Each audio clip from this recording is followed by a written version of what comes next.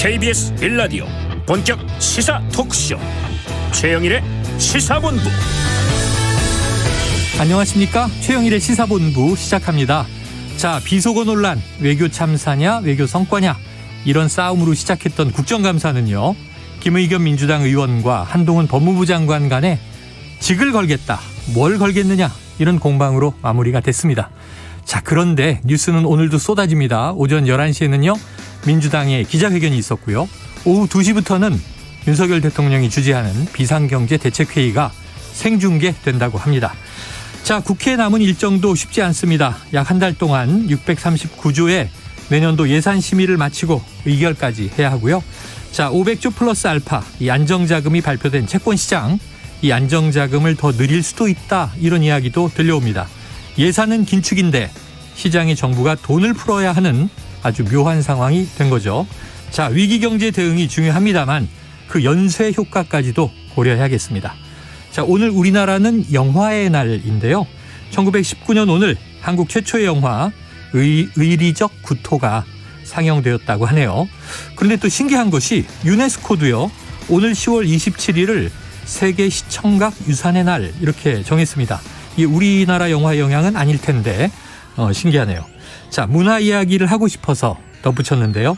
이 가을에 우리가 이 문학을, 영화를, 또 음악과 미술을, 그리고 자연을 이야기해야 하는데 이 정치판 싸움만 보다가 눈을 들어보니 단풍이 다 져가고 있습니다. 이 무엇이 중헌디 하는 말이 절로 튀어나옵니다. 최영일의 시사본부 출발합니다.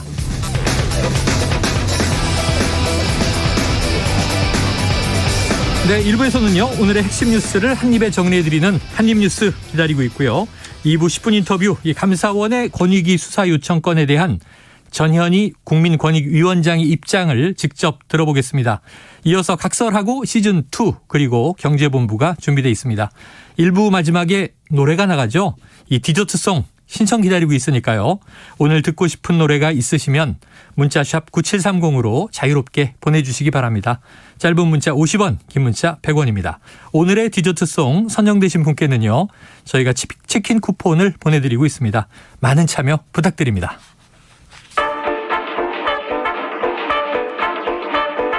최영일의 시사본부 한입뉴스.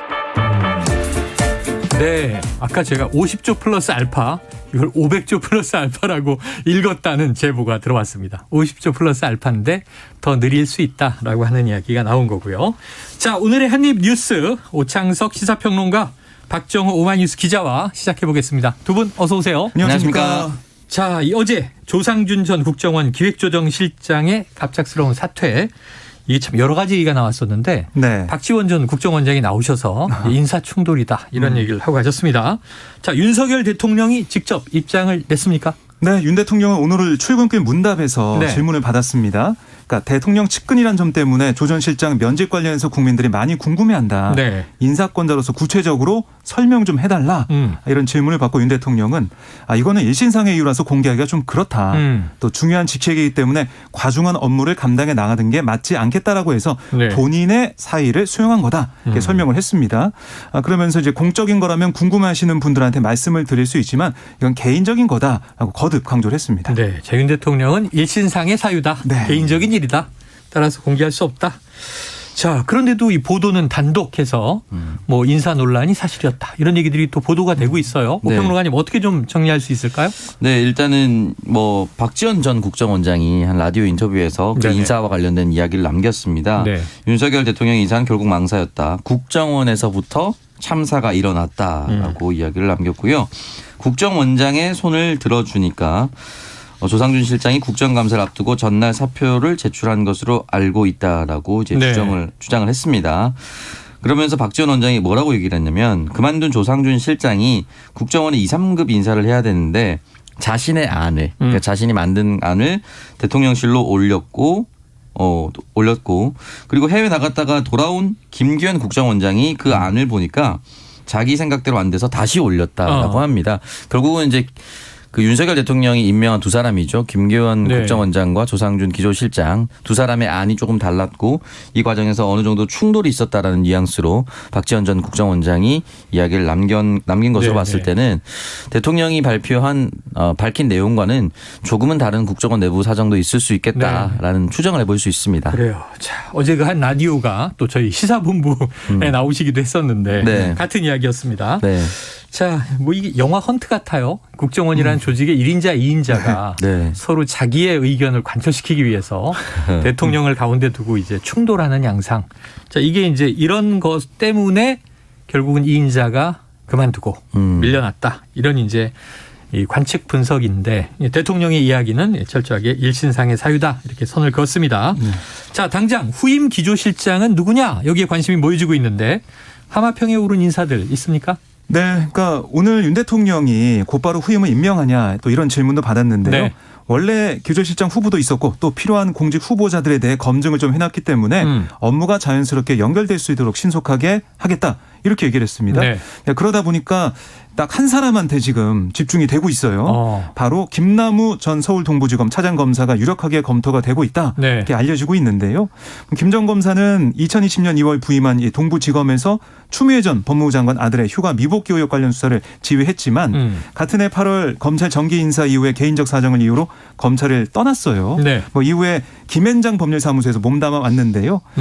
이 정치권에서는 이 김남우 전 검사가 기조실장에 이제 들어가면서 아마 국정원 개혁에 더 힘이 좀 실리지 않겠냐 이런 관측도 좀 나오고 있는 그런 모습입니다. 네. 그리고 또 하나 김기현 원장과 뭐 이 조 전 실장 간의 알력이 있었다라는 거 계속 이제 지적이 나오고 있지 않습니까? 그래서 그 문제를 또 어떻게 풀 수 있겠느냐. 그걸 좀 자연스럽게 부드럽게 뭐 알력이나 아니면은 어떤 인사상의 부딪힘 없이 풀어갈 수 있는 그런 능력을 좀 보여주겠느냐 이것도 좀 봐야겠습니다. 네, 지켜보도록 하죠. 일단 이제 새 기조실장이 임명돼서 업무를 시작해야 되겠는데 하마평이 너무 간단해요. 보통은 A, B, C, D 여러 인물들이 거론되는데 유력 인물이 네, 딱 김남우 전 차장검사다. 역시 이제 검사 출신이고요. 그리고 이제 김앤장 법률사무소에 몸을 담았었다. 요즘 나오는 이야기에 여러 가지 스펙이 들어 있습니다. 오병로아님 적절합니까? 글쎄요, 계속해서 검사 출신 인사만 기용하는 것이 적절한지는 사실 잘 모르겠습니다. 네. 국민들께서도 지금 주요 요직에 모두 검사 라인이 포진을 하고 있기 때문에 이 검사 라인 이외에 다른 사람들은 기용할 수 없는 인재풀을 가지고 있는 것인지 또는 자신의 사람들만 챙기려고 하는 것인지 이 두 가지가 사실은 종이 한 장 차이거든요. 네. 근데 국민들 입장에서는 지금 5개월이 지나가고 주요 인사들이 선임된 거 봤을 때 검사가 나간 국정원 자리에 또다시 검사를 기용한다. 라는 것은 좀 납득하기 어렵지 않을까라는 생각이 드는데 다만 이렇게 만약에 지금 하마평에 가장 강력하게 오른 김남우 전 검사가 또 기용이 된다라면은 조상준 네네. 기조실장과의 일들이 반복되지 않기 위해서 어떤 것을 할 것인가를 네네. 잘 고민을 해봐야겠죠. 그러면 조치가 필요하다. 만약에 박지원 국정원장이 이야기가 맞다면 인사안을 두고 기조실장과 국정원장이 정면 충돌한 것인데 김남우 검사가 만약에 기조실장이 새롭게 된다면 이 인사안에 대해서 국정원장의 모든 것을 일임한다라고 약속을 받고 가거나 또는 국정원장보다 더 큰 힘을 가지고 있다라고 대통령이 확약을 해주거나 네, 네. 이런 걸 해야 될 텐데 지금 상황을 봤을 때는 국정원장 만약에 박지원 원장의 이야기 맞다면 김기현 원장의 힘이 더 센데 그 부분에 대해서 인지를 확실히 시키고 들어가야 되지 않을까. 라는 생각이 드는데 저는 원천적으로는 계속 반복된 검사 인사는 좋지 않다고 봅니다. 이게 좀 이상해요. 조직의 어떤 위계와 우리가 어쩔 수 없이 직책, 직급 이런 것들이 정해져 있는데 지금 국정원장이 제일 수장이죠. 조직에. 그리고 기조실장은 이제 2인자 이렇게 부르는 거죠. 네. 그런데 1인자 인재가 따로따로 대통령실에 보고하고 다른 의견들을 여기서 내안을 채택해 주십시오 하는 경쟁을 벌인다는 것 자체가 우리 조직적 상식에는 부합하지 않는다 이런 생각이 들고요. 네. 어제 박지원 전 국정원장은 이 자리에서 뭐 개인적 의견입니다만 내부 승진해야 된다. 정보 전문가, 첩보 전문가. 네. 평생 이제 일해온 사람들이 있는데 왜 자꾸 외부에서 인사를 하는가 뭐 이런 또 이야기도 했습니다. 자, 여러 가지를 종합해서 좋은 결정이 내려지기를 바라고요. 다음 뉴스로 가보죠. 자, 오늘 오전 아까 오프닝에서 잠깐 언급을 했습니다만 서훈 전 국가안보실장, 노영민 전 대통령 비서실장, 박지원 전 국가정보원장 이 서해 공무원 피격 사건 관련해서 그러니까 이제 전임 정부의 주요 인사들인데 기자회견을 열었네요. 네, 그렇습니다. 그러니까 민주당 윤석열 정권 정치탄압대책위원회 주최로 열린 오늘 기자회견이었는데요. 사회공무원 피격 사건과 그러니까 흉악 범죄자 추방 사건 관련 기자회견이다라고 민주당은 설명을 했습니다. 네. 그래서 오늘 노영민 전 실장도 그렇고 서훈 전 실장, 박지원 전 원장 이 정부 또 이제 감사원 검찰에서 주장하고 있는 이런 문제들에 대해서 반박하는 입장을 보였는데요. 생산된 정보와 첩보를 보고받는 곳이 청와대인데 청와대에서 이 첩보의 생산기관의 정보를 삭제하거나 수정하라고 지시했다는 그런 보도는 사실이 아니다라고 주장을 했고 그리고 이 계속해서 보면은 다른 뭐 정치로 끌어들이는 세력들이 있는데 그게 뭔가 의도가 있는 게 아니냐. 결국 이런 것들을 수사하고 계속해서 전 정부의 일을 들추는 것들은 어떤 정치적인 이유가 있는 게 아니냐. 이런 주장도 네. 나왔습니다. 네. 그리고 이게 사실은 이 북한으로의 도주에 실패한 다음에 온 선원들, 그 흉악 범죄자였는데 대한민국 안전을 위해서 국민 곁에 이제 풀어놓을 수 없어서 돌려보낸 건데 그건 어느 국가 어느 안보기관도 같은 판단한 거 아니냐 이렇게 해서 서훈 전 원장이 반박하는 모습을 볼 수가 있었는데요.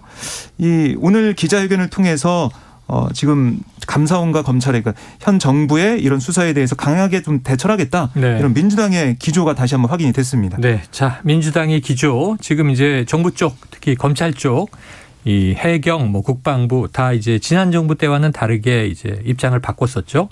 월북 정황 없었다. 여기서부터 시작해서 서해 공무원 피격에 대해서 지난 정권이 뭔가 개입을 해서 이 내용을 좀 호도했다. 이제 이런 취지예요. 수사도 이루어지고 있고요. 그런데 주로 관계자들이 이제 오늘 기자회견을 한 건데 네. 민주당과 전임 정부의 입장을 강하게 반영했다. 이렇게 볼 수 있겠어요. 진실 공방인데 국민들은 어느 쪽이 맞는 것이냐. 지금 이 상황에서 이 오평론가님 어떻게 좀 균형을 잡을 수 있겠습니까? 아, 글쎄요. 이게 균형을 잡는다기보다는 지금 각자의 입장이 너무나도 180도 다르죠. 예, 크게 나뉘기도 하고요. 네. 그리고 지금 유가족들은 또 강력하게 요구하는 것들이 또 있습니다. 그렇기 때문에 어떠한 사람이 맞다라고 얘기하면 일단 실제 가족이 있기 때문에 네네. 이 부분에서 굉장히 조심스러울 수밖에 없는 것이고 그 당시에 만약에 누락된 것이 있다면은 역시나 실체적 진실에 다가가기 위해 노력을 해야 되겠지만은 과연 그 진실에 가까워지면 가까워질수록 대한민국 국정원이라든지 국방부가 가지고 있는 흔히 말하는 첩보 네. 여기를 어디까지 공개할 수 있을 것인가. 제가 어제 네. 1급의 인원수가 공개됐는데 네. 이거 기밀이다라고 2급, 3급도 그렇고 네. 초유일이다 이렇게 개탄을 하고 갔어요. 전임 국정원장이. 그래서 저는 이게 조금 아쉬운 것이 전 정권에서 이 일이 일어났을 때 그 당시 이해운 국회의원이라든지 네네. 한기호 의원이라든지 그 발언들이 다 남아 있습니다. 정보위에. 네, 정보위에 다 남아 있고 그 당시에 그 지금의 여당인 의원들이 당시 야당일 때 했던 발언과 지금 야당이 된 민주당의 입장이 일치했었어요. 네. 이게 왜 바뀌었는지에 대해서는 좀 필요한 부분이고 만약에 실체적 진실에 접근했을 때 그 당시의 내용이 잘못되었다라고 한다면 그 당시에 그렇게 말했었던 이해훈 의원과 한기호 의원도 네. 해명이 어느 정도 필요하다라고 생각합니다. 네, 그래요. 알겠습니다. 어제 또 국정감사장에서는 국정원에서 이 중국 어선이 인근에 있었다는 것은 뭐 확인되지 못했다. 또 이제 이 중국 간자체, 네. 중국 한자죠. 간자체가 적힌 구명조끼 이 여부에 대해서도 조금 논란이 계속 있고요. 네, 뭐 하태경 국민의힘 의원이 오늘 라디오에 나와가지고 네. 이런 민주당의 반박 입장, 특히 이제 서훈 전 실장과 박지원 전 원장의 이 의혹 부인하는 그런 모습에 네네. 대해서 뭐 지적을 했는데요. 네. 결국에는 문재인 전 대통령까지 불똥이 튀지 않게 하기 위해서 꼬리 자르는 게 아니냐 네네. 이런 지적을 했고 또 어제 뭐 국회 정보위에서 국정원 국정감사를 통해서 뭐 월북이라는 단어가 있었다 이런 얘기도 나왔고 맞습니다. SI에. 예, 그다음에 중국 어선은 뭐 없었다 이런 얘기 나왔지 않습니까? 거기에 대해서도 하태경 의원 같은 경우는 아니 월북 맞냐라고 북한 군인이 물어본 거고 이대주 씨가 맥진한 목소리로 긍정적 답변한 것 정도는 파악이 네. 이미 된 거다. 네. 네. 그걸 어떻게 월북 단정하냐 이렇게 얘기를 했고 또 하나는 이 북한 어선이 최초로 발견해서 처음에 구해줬다가 코로나 네. 지진 받고 다시 내려보내면서 부유물 하고 구명조끼를 준 게 아니냐 뭐 이런 의혹도 제기를 네, 했습니다. 여러 가지 가능성이 아직 있습니다. 진실 공방 중이고 수사가 이루어지고 있고요. 자, 민주당의 의심은 문재인 전 대통령을 향한 칼끝을 겨누는 수사가 아니냐. 자, 하태경 의원 얘기는 꼬리 자르기다. 네. 결국은 이제 정점을 향해 가고 있는 분위기입니다. 이외에도 이제 어민 탈북어민 북송 문제라든가 네. 이런 것들이 있고 또 이재명 대표를 향한 수사가 전방위로 벌어지고 있죠. 앞으로 하나하나 정리해 나가겠고요. 다음 이슈로 가보겠습니다. 지금 이 강원도 발 또 뭐 레고랜드 발 이게 또 김진태 지사 발이냐 아니면 최문순 전 지사 발이냐. 지금 중도개발공사의 보증 채무 이게 부도가 나는 바람에 지금 일파만파 파장이 큰데 강원도가 입장을 냈어요. 뭡니까? 그렇습니다. 오늘 기자회견을 통해서 이 강원중도개발공사 GJC 보증 채무 2,050억 원을 올해 이제 12월 15일까지 네. 보증채무 전액을 상환하겠다 이렇게 밝혔어요. 2,050억 원을. 그렇습니다. 원래는 김진태 지사가 지난 21일 이 얘기할 때는 2023년 1월 29일까지 갚겠다라고 네네. 했는데 좀 앞당겼습니다. 그래서 오늘 정광열 경제부지사가 기자회견을 했는데 채권자를 비롯해서 금융시장의 부담을 덜 수 있는 효과적인 방법을 지속 검토하고 기재부 등과 그러니까 정부와 긴밀히 협의했다라고 하면서 네. 이 상환 날짜를 앞당긴 그 얘기를 한 거예요. 그래서 이 결정은 김진태 지사와 추경호 부총리가 직접 협의한 사안이다라고 설명을 했습니다. 네. 그래서 지금 김진태 지사가 베트남에 있기 때문에요. 예. 추경호 부총리의 전화 통화 등을 통해서 협의를 했다라고 설명을 했습니다. 네, 출장 중이죠. 네. 예, 김진태 지사는 이제 베트남 출장 중이고 강원도에서 전격적으로 이제 이 채무 이행을 앞당긴다는 결정이 나온 건데 자, 지금 이제 문제는 채권 시장 전반에 문제가 커졌던 거잖아요. 네. 그래서 심지어는 50조 원 플러스 알파를 이제 풀어서 이 채권 시장 안정화, 이거 채안 펀드라고 하죠. 안정화 기금을 또 이제 푼다, 더 늘릴 거다 이런 얘기도 나오는 건데 좀 수습이 되겠습니까? 오늘 발표? 이게 발표를 통해서 수습이 될 사안이었으면은 네. 진작에 수습이 되지 않았을까라는 생각이 드는데 지금 김진태 도지사가 베트남 출장을 가 있는데 원래 오늘 저녁 비행기를 통해서 내일 새벽에 도착하기로 했는데 급하게 귀국을 선택을 해서 예. 오늘 저녁에 도착을 하기로 돼 있답니다. 네네네. 일정을 변경했는데 중요한 거는 이게 연쇄작용이 일어났던 거잖아요. 예를 들어서 중도개발공사 한 곳만 피해를 봤다라고 네네네. 한다면은 시간이 어느 정도 지연된다 하더라도 괜찮을진 모르겠으나 지금 이게 연쇄적으로 지방자치단체가 네네. 보증했던 것 다 못 믿겠다. 전반적인 불신. 그래서 사실은 제가 춘천시에 대해서 얘기를 가져오려고 했는데 네. 춘천시와 전혀 무관한 인천도시공사 채권 역시 지금 문제가 발생하고 있고요. 경기도 과천도시공사 또한 3기 신도시 사업 중 하나 과천 공공주택지구 조성사업에 필요한 자금이 조금 네. 불안정하다라고 이야기가 나오고 있습니다. 그러니까 전체적으로 도급도 지자체가 보증을 못하고 네네네. 왔다 갔다 할 수 있는데 그 비슷한 급 또는 그 밑에 있는 시군구 이제 못 믿는다. 일반 회사채는 어쩌란 말이냐 지금 이런 얘기도 나오는 거죠. 네, 그렇습니다. 그리고 또 특정 대기업이 속한 그 건설사 계열사는 네. 또 유상증자를 하고 알겠습니다. 쉽지 않습니다. 쉽지 않습니다. 그러니까 한 번 떨어진 신용을 네. 올리기 위해서 예. 과연 돈 빨리 갚는다 이걸로 되겠느냐 네네네. 이런 의문이 시장에서 나오는 것 같습니다. 애초에 네. 최문순 전 지사는 가만히 놔뒀으면 이자만 갚으면서 쭉 가는 건데 왜 이를 터뜨렸느냐 또 이제 이런 얘기를 했던 것이고 자 이게 좀 어느 정도 가닥이 잡히는지 지켜보고요. 저희는 이 오늘 마지막 코너 경제본부에서 이 레고랜드 사태를 조금 심층 분석할 예정이고요. 또 오후 2시부터의 이제 비상경제대책회의에서도 관련 이야기가 나오지 않겠는가 오늘 하루 지켜봐야 되겠습니다. 자, 지금 목요일 점심시간 이 12시 38분을 넘겨서 39분 향해 가고 있는데요. 점심시간 교통 상황을 알아보고 이어가도록 하겠습니다. 교통정보센터의 정현정 리포터 나와주세요. 네, 오늘 낮 동안은 기온이 19도가량 올랐는데요. 온화함이 감돌고 있습니다. 하지만 대기가 매우 건조하니까요. 따뜻한 옷차림과 함께 수분 섭취를 충분히 해주시기 바랍니다. 현재 점심시간 도로 상황은 경부고속도로 서울 방향인데요. 판교에서 판교분기점까지 막히고요. 달래내 부근에서 반포까지는 9km 구간 넘게 정체입니다. 반대 부산 쪽입니다. 옥천에서 삼행터널까지는 2, 3차로를 막고 작업을 하고 있고요. 이 영향으로 옥천 나들목부터 밀리고 있습니다. 서해안고속도로 서울 방향은 일직분기점에서 금천까지 천천히 가고요. 반대 목포 쪽으로 안산분기점에서 용담터널까지 정체입니다. 용담터널 3차로 부근에서는 화물차가 고장나서 처리하고 있고요. 팔탄분기점에서 화성휴게소까지 천천히 갑니다. 서해대교 부근 3차로에서는 장애물이 떨어져 있습니다. 미리 다른 차로로 이동하시는 편이 낫겠고요. 서울시내 상황은 내부순환도로입니다. 성수분기점 방향으로 정릉에서 기름 가는 길 2차로는 작업으로 막혀 있습니다. 반대 그런데 성산 방향은 홍지문 터널 입구부터 시작된 정체가 연희램프까지 이어져 있습니다. 점심시간 사고 나지 않도록 앞차와의 안전거리 유지하시기 바랍니다. KBS 교통정보센터에서 정현정이었습니다.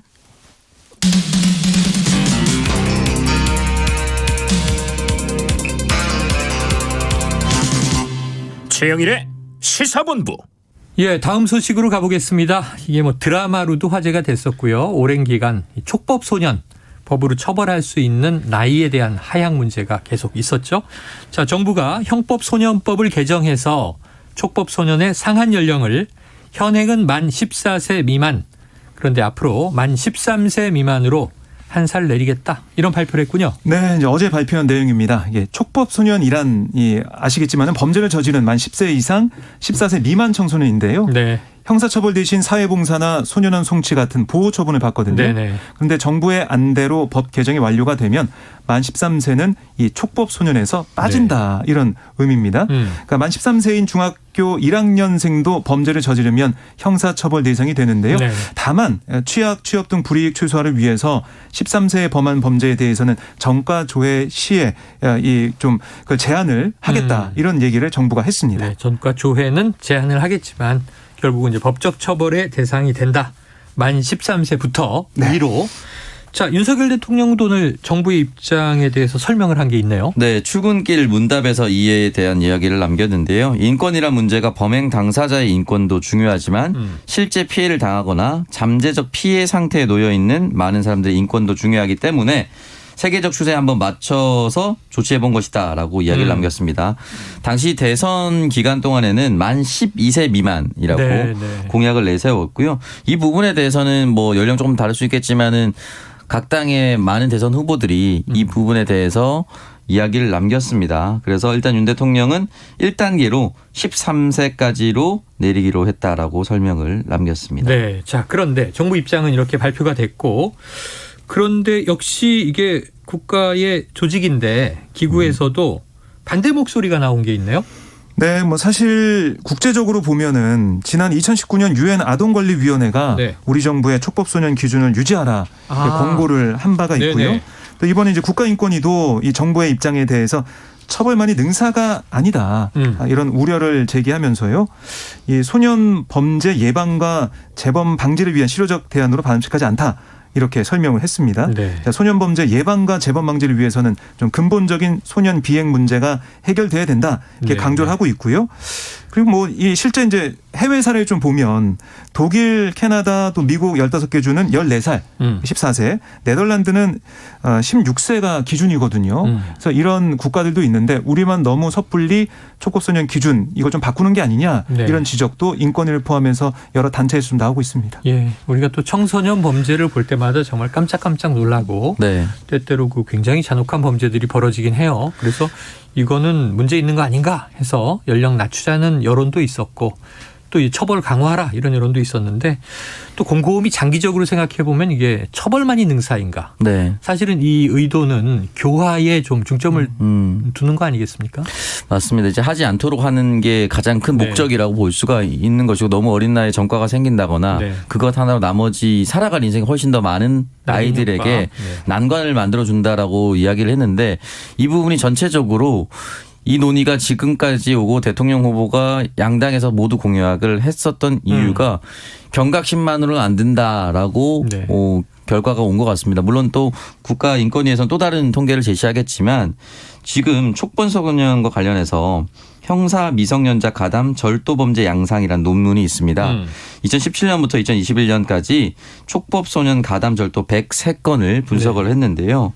이 부분에 대해서 4명 중 3명은 무리해서 범행을 주도했다. 이게 무슨 말이냐면은 76건이 촉법 소년을 앞세워서 범행을 저질렀다라는 것이죠. 만약에 저희가 지금 3명 앉아 있는데 한 사람이 촉법 소년이다, 나이가 좀 더 어리다라면 네. 당연히 그 사람 처벌받지 않으니까 이 사람이 주도해서 무언가를 하고 네네.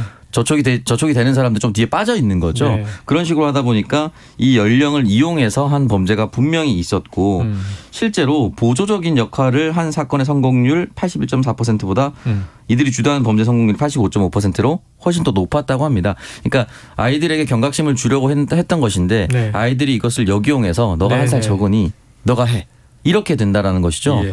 물론 한 살을 낮추면 또 한 살이 낮춘 그 사람이 주도를 할 수 그렇죠. 있겠지만 이것이 전체적으로 공론화가 됐으니까 우리 국민들이 이걸 다시 한 번 더 돌아볼 필요가 있지 않을까라는 예. 생각이 듭니다. 이게 오랜 공방이기도 합니다. 논쟁이기도 한데. 자, 그럼 이제 낮추는 게 능사냐, 처벌이 강화되는 게 능사냐. 또 한 살 더 일찍 이제 전과가 찍히는 낙인 효과가 생기면 이 한 청소년이 사회로 복귀하지 못하고 오히려 범죄의 세계에 더 일찍 더 오래 남게 되는 악영향이 있을 수도 있다. 이런 얘기도 있고요. 자, 결국은 우리 사회가 어느 정도 이들을 교화할 수 있겠는가. 사실 드라마상으로나 지난번에 배상훈 프로파일러 얘기를 들을 때 저 촉법소년이에요. 집에 가도 되죠. 경찰한테 이렇게 얘기하면 그걸 보는 국민들은 정말 여불나지 않겠습니까? 그러니까 네. 이런 것은 아니다. 이제 이런 건데 자, 조금 이제 순기능도 함께 작용하는 보완 장치가 필요해 보입니다. 자, 다음 뉴스입니다. 지금 이 한동훈 법무부 장관과의 이제 국감장에서의 설전. 지금 한동훈 법무부 장관이 또 입장을 밝힌 게 나왔군요. 네, 그러니까 어제 민주당 이 지도부 회의 중간에 나왔던 네. 그 사안에 대해서 한동훈 장관이 다시 또 반박을 한 겁니다. 이게 어제 장경태 최고위원이 한 얘기인가요? 그렇습니다. 예, 그런 부분들이 있는데요. 한 장관의 개인 입장문을 보면 어제 오전 이재명 당대표가 참석한 민주당 최고위에서 더 탐사와 김의겸 민주당 대변인 또 소위 첼리스트의 헤어진 지인이 협업하여 만든 이름도 모르고 위치도 모르는 청담동 골목 술집에서 현직 대통령, 법무부 장관, 김앤장 변호사 30명이 경호원 대동하고 새벽 3시에 첼로 반주에 맞춰서 동백 아가씨 윤도현 노래 불렀다. 뭐 이런 설정 자체가 말이 안 되는 황당한 저질 가짜뉴스를 보란 듯이 언론 앞에서 공개적으로 재생했다라고 지적을 했습니다. 어제 회의에서 이 방송된 내용이 이제 공개가 되고 재생된 걸 가지고 지적을 한 거고요. 나아가 민주당 지도부는 여기에 대해 TF를 꾸리자고 했다라고 지적을 했습니다. 네. 그래서 민주당이 당 차원에서 다수당에게 주어지는 공신력을 악용해서 가짜 뉴스를 진실인 것처럼 공인했다.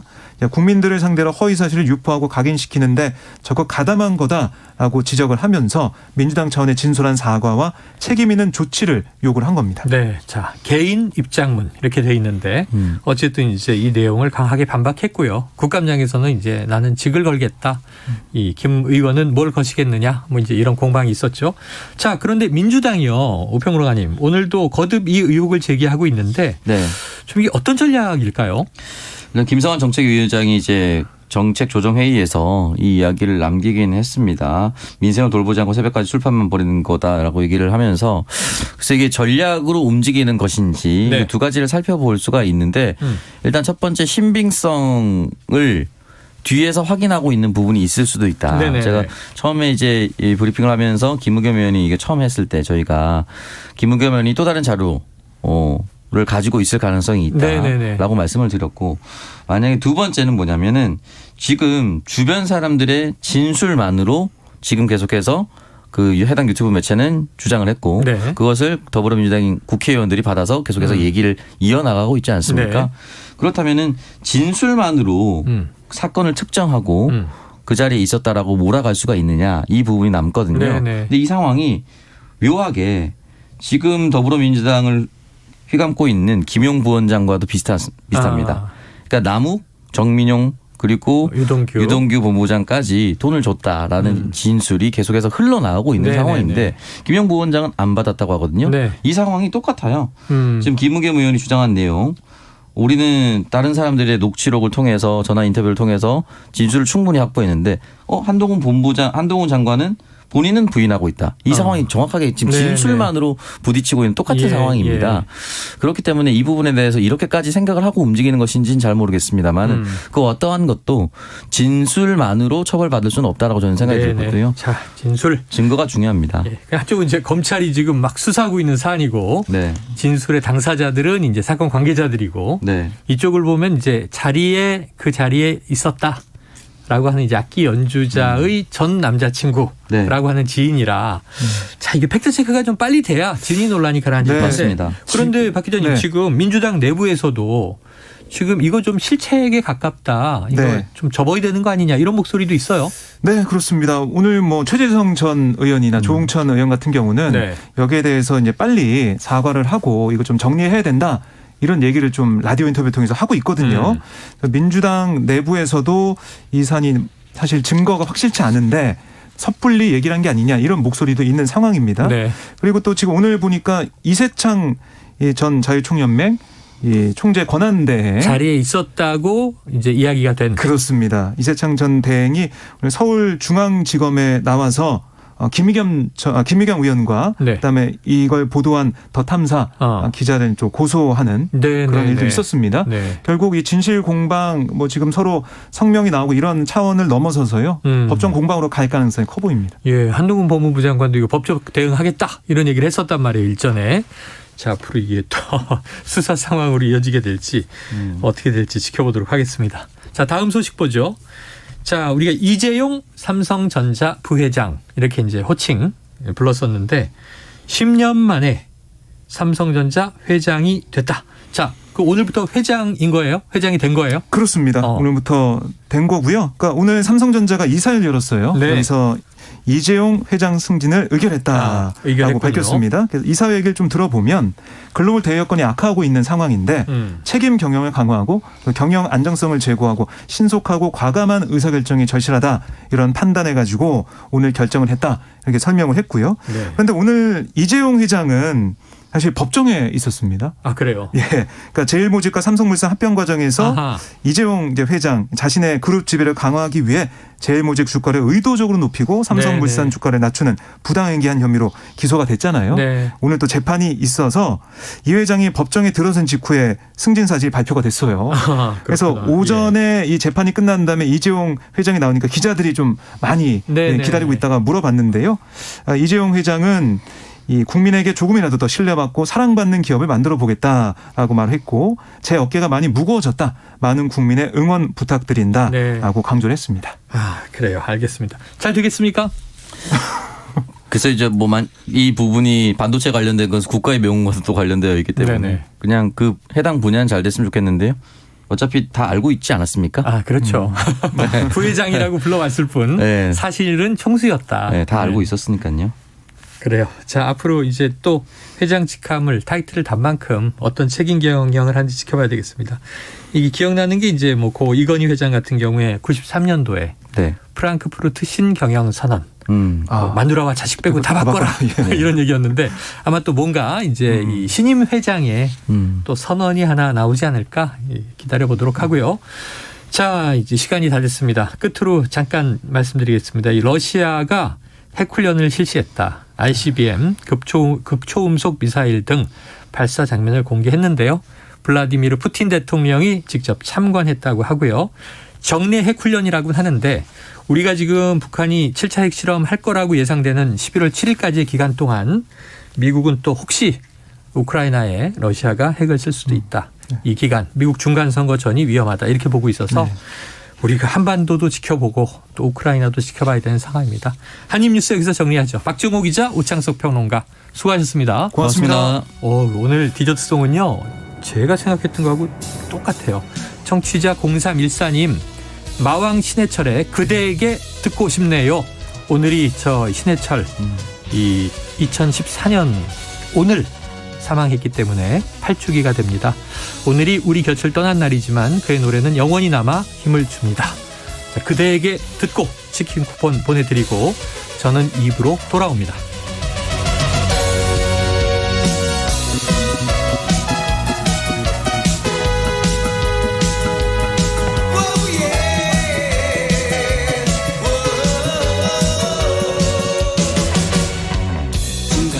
살아가는 순간 속에도 우린 서로 이렇게 아쉬워하는 걸 아직 내게 남아있는 많은 날들을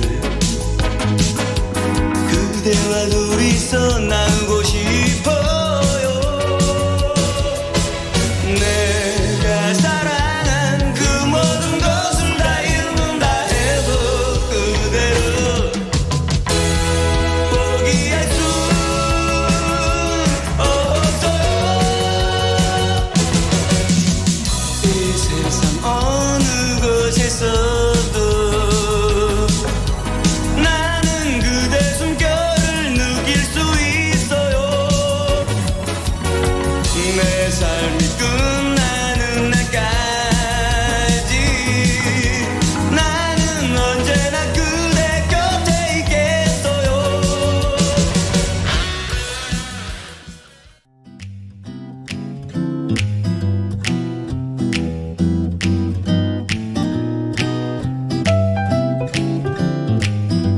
안녕하세요. 바른말 고운말입니다. 비가 억수같이 쏟아질 때나 퍼붓듯이 내릴 때 우리는 비가 들이붓는다 또는 비가 들어붙는다 라고 말합니다. 이 중에서 맞는 표현은 어느 것일까요? 이때는 들어붙다가 맞습니다. 동사 들어붙다는 크게 두 가지 뜻으로 나눌 수 있는데요. 첫 번째 뜻은 방금 말씀드린 것처럼 비 따위가 퍼붓듯이 쏟아지답니다. 그리고 두 번째 뜻은 동사의 형태에서 쉽게 알 수 있는 것처럼 담긴 물건을 들어서 붓다라는 뜻으로 이 솥에 물을 들어붓는다처럼 쓸 수 있고요. 그 외에도 술을 퍼붓듯이 들이마신다는 의미로도 쓸 수 있습니다. 반면에 들어붓다와 비슷해 보이는 동사 들이붓다는 마주붓다라는 뜻과 속으로 쏟아 넣다라는 뜻이 있습니다. 정신을 차리라고 얼굴에 찬물을 들이부었다라든지 가마솥에 뜨거운 물을 들이붓는다처럼 쓸 수 있습니다.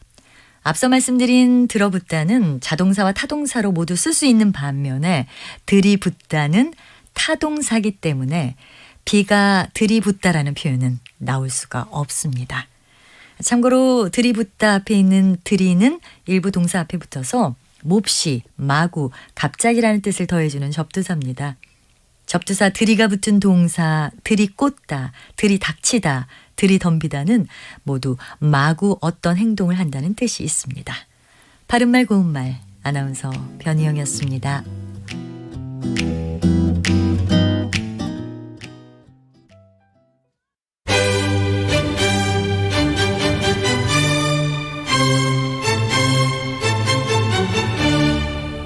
여유로운 저녁 시간, 고품격 시사토론과 함께하세요.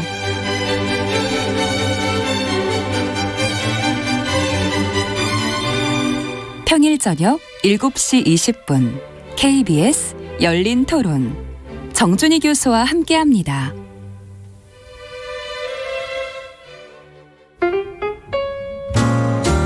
천고마비의 계절, 시사평론가 김성환과 함께 여러분의 지식도 살찌우세요.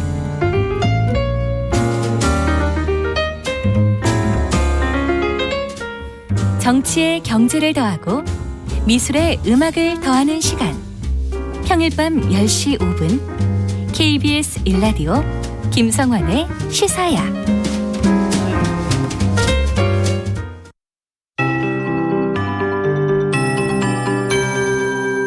KBS 58분 날씨. 오늘도 가을 햇살이 따뜻합니다. 제주도는 하늘 표정이 흐리지만 그 밖의 지역은 맑은 하늘이 드러나 있고요. 공기질 보통에서 좋음 단계로 깨끗합니다. 낮 동안 어제보다 또 예년 이맘때보다 온화하겠습니다. 강릉과 부산은 벌써 21도를 웃돌고 있는데요.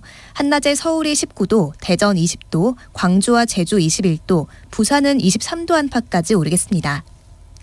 주말까지 선선한 가을 날씨가 이어져 활동하기 좋겠습니다. 다만 크게 벌어지는 일교차에 옷차림 잘 해주시고요. 내륙의 대기가 건조해지고 있어서 불씨 관리에도 유의하시는 게 좋겠습니다. 동해안 지역은 토요일까지 비 소식이 있는 가운데 내일과 모레 낮 기온이 16도에서 18도 사이로 좀 쌀쌀하겠습니다. 오늘 늦은 오후에 강원 영동의 하늘이 흐려지다가 비가 먼저 내릴 텐데요. 이 비는 내일 새벽 경북 동해안으로 확대하겠고 내일 오전부터 낮 사이엔 울산에도 조금 오겠습니다. 모레 낮까지 오락가락 이어질 텐데 예상 강수량은 강원 영동에 10에서 40, 경북 북부 동해안에 5에서 20mm 정도고요. 경북 남부 동해안과 울산엔 5mm가 채 안 되게 오겠습니다. 한편 내일 새벽부터 오전 사이 서울 등 수도권과 충남 북부엔 빗방울이 살짝 떨어질 수 있겠습니다. 지금 서울의 기온은 18.3도, 습도는 50%입니다. 박다효입니다.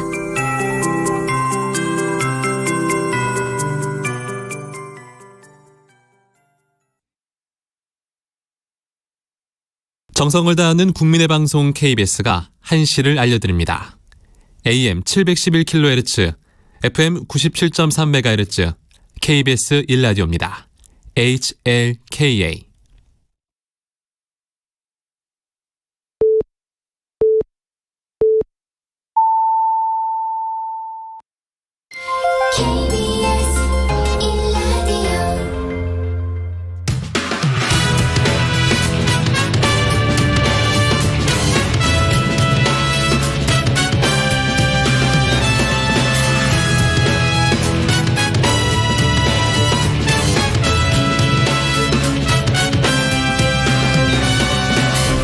KBS 1라디오 최영일의 시사본부.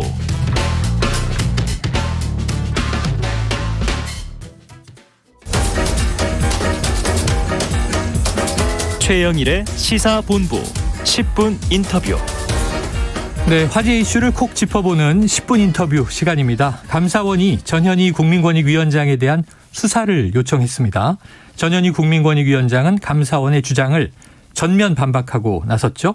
자, 오늘은 전현희 국민권익위원장을 직접 모시고 검찰 수사 의뢰에 대한 입장을 자세하게 들어보겠습니다. 위원장님 어서 오세요. 안녕하세요. 네, 감사 초기에 한번 이 부당성 여기서 짚어주셨는데 지금 더 격화된 분위기예요. 네.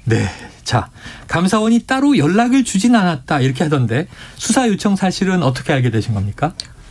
기사를 보고 언론을 보고 그제 알았습니다. 언론을 보고 그래서 깜짝 놀랐습니다. 네. 자신에 대한 수사 의뢰를 언론 보도를 보고 알게 되셨다. 자, 그러면은 그 소식을 접했을 때 심경은 어떠셨어요? 통상 이 이제 기관에 대해서 감사를 마치면 그 결과에 대해서 기관에 통보를 해준다고 들었습니다. 그렇죠. 근데 그런 통보 절차가 전혀 없었고 또 조사할 당시에 우리 직원한테 6건에서 2건에 관해서 감사위원회 의결을 거쳐서 방침을 결정하겠다라고 조사관들이 얘기를 했다고 해서 시사할 때는 감사위원회 의결을 패싱했지만 그래도 마무리는 법을 지키려고 하는구나 이렇게 생각했는데 그마저 법을 무시하고 이렇게 수사 요청을 했다고 들어서 여기가 감사원이 맞나 무법원이 아닌가 그런 생각이 들었습니다. 무법원이다 이런 평까지 말씀해 주셨어요. 자, 감사원이 감사위 의결 없이 수사를 의뢰했다. 수사 의뢰가 됐다고 이제 하는 거니까. 그럼 감사원법 위반 직권남용이다 이렇게 지적을 하셨습니다. 감사원은 감사원장 결재 사항으로 감사위 의결 사항이 아니다 또 이렇게 반박을 내놨습니다. 법조인이시잖아요. 어떤 말씀 해주시겠어요? 감사원의 변명으로 생각이 되는데요. 법적으로 틀렸습니다. 그래요? 감사원법에 따르면 수사 의뢰 그러니까 수사기관에 이제 감사원이 뭔가 수사를 의뢰하는 게 3가지가 있습니다. 하나는 고발이고요. 둘은 수사 요청이고 세 번째는 자료 송부입니다. 그래서 이 건은 수사 요청을 한 사례인데요. 감사원법에 따르면 원칙적으로는 감사 결과에 대해서 감사위원회 의결을 거쳐서 고발을 하도록 되어 있습니다. 그래요? 그런데 수사 요청은 이 고발을 할 겨를이 없이 정말 도주 우려나 급박하게 증거 인멸의 우려가 있는 아주 시급한 그런 사안의 경우에는 부득이하게 예외적으로 수사 요청의 형식으로 할 수가 있거든요. 그래서 기본적으로는 감사위원회 의결을 거쳐서 고발을 해야 됩니다. 요건을 다 구비를 했는지 따져가지고요. 근데 이 건은 감사위원회 의결을 거치지 않고 수사 요청이라는 절차를 했는데 그러면 제가 도주 우려나 증거인멸 우려가 있어야 감사원의 주장이 타당하게 되거든요. 그런데 제가 도주 우려 없다는 건 세상이 다 알 것 같고요. 지금 KBS 스튜디오에 나와 계십니다. 그리고 임기를 제가 지키겠다고 하는 사람이 어디를 도망을 치겠습니까? 임기를 지키겠다고 하셨죠. 그리고 증거는 이미 감사원이 모든 증거를 가지고 있습니다. 관련 뭐 직원들이나 증거 자료나 심지어 컴퓨터 포렌식을 해서 모든 자료를 가지고 있고 저는 자료가 제가 아예 하나도 없는 상황입니다. 그래서 증거인멸이라는 그런 게 저한테 성립되지 않고요. 그러면 요건이 둘 다 제가 해당되지 않기 때문에 이 경우에는 원칙적으로 감사위원회 의결을 거쳐서 고발 조치를 해야 되는 겁니다. 무엇이 급박하다고 수사 요청을 했느냐. 그래서 그거는 법을 명백하게 정면으로 위배한 것입니다. 이해가 됐습니다. 자, 수사 의뢰 내용을 다 보도를 통해서 보니까요. 2년 전에 추미애 전 장관 아들의 군대 휴가 특혜 의혹에 대한 유권 해석 과정. 저 요 대목 기억이 나거든요. 이게 네. 굉장히 좀 당시 핫했던 이슈라. 자, 부적절한 개입이 있었다. 당시 이해 충돌은 없었다. 이런 결론이 나왔었단 말이에요. 이 유권 해석 과정이 어떻게 되는 겁니까? 그 답을 드리기 전에 네. 이번에 감사원이 권익위를 3주 감사로 네네네. 왔다가 기간을 2번이나 재연장해서 네. 무려 2달간이나 특별조사국 직원 아. 10명이 샅샅이 조사를 3주가 했습니다. 8주가 된 거군요. 네. 근데 그러면은 뭔가 그것도 저를 타겟으로 네네네. 저의 모든 것을 다 틀었거든요. 그런데 단 하나도 나오지 않았습니다. 위법 사유가. 그래요. 그러니까 감사원이 이제 감사 결과로 문제가 있다라고 감사원 입장에서는 건졌다라고 할 수 있는 게 짚어낸 유권해석 것이 두 건인 거죠. 유권 해석 2건. 네. 그중에 하나가 이제 추미애 전 장관 아들의 네, 그래서 군대 휴가 특혜 감사원이 의혹. 성과 자체가 없는 네. 아무것도 건지지 못한 감사라 자신들이 이런 큰 정치적인 이슈가 되는 감사를 했는데 빈주먹으로 가기는 예. 아무래도 부담스러워서 이걸 감사원의 의결도 거치지 않고 바로 수사 요청을 하지 않았나 이런 생각이 들고요. 예. 이해충돌 유권 해석이 이제 추미애 전 장관의 네네네. 경우에 문제가 됐는데 네. 이 경우에는 절차가 실무진에서 1차적으로 판단을 하고 그다음에 담당과장, 담당국장, 사무처장, 위원장 이렇게 이제 결재 보고 네네네. 라인이 있습니다. 그래서 그걸 중간에 이제 협의하고 또 거기에 대해서 보완하면서 최종적으로 결론을 정하게 되는데요. 네. 이 사안의 경우에는 권익위에서 이해충돌이 저희가 이해충돌 주무부처입니다. 네. 그래서 이해충돌의 유권 해석의 기본 원칙이 있습니다. 네네네. 사적 이해관계와 또 직무 관련성 이 두 가지 요건을 갖춰야 되거든요. 그러면 추미애 전 장관의 경우에는 아들이 당시에 검찰의 수사를 받고 있었습니다. 네. 그래서 법무부 장관의 자녀가 검찰 수사를 받으니까 사적 이해관계가 있습니다. 네네네. 그러면 이 경우에는 저희들은 통상 이해충돌 가능성 이제 뭐 이게 네네네. 갈로로 해서 소지가 있다 이렇게 표현을 합니다. 네. 이해충돌 소지가 있는데 이게 실제로 이해충돌인지 아닌지를 정확하게 해석을 하려면 직무 관련성 유무를 네네네. 확인해야 됩니다.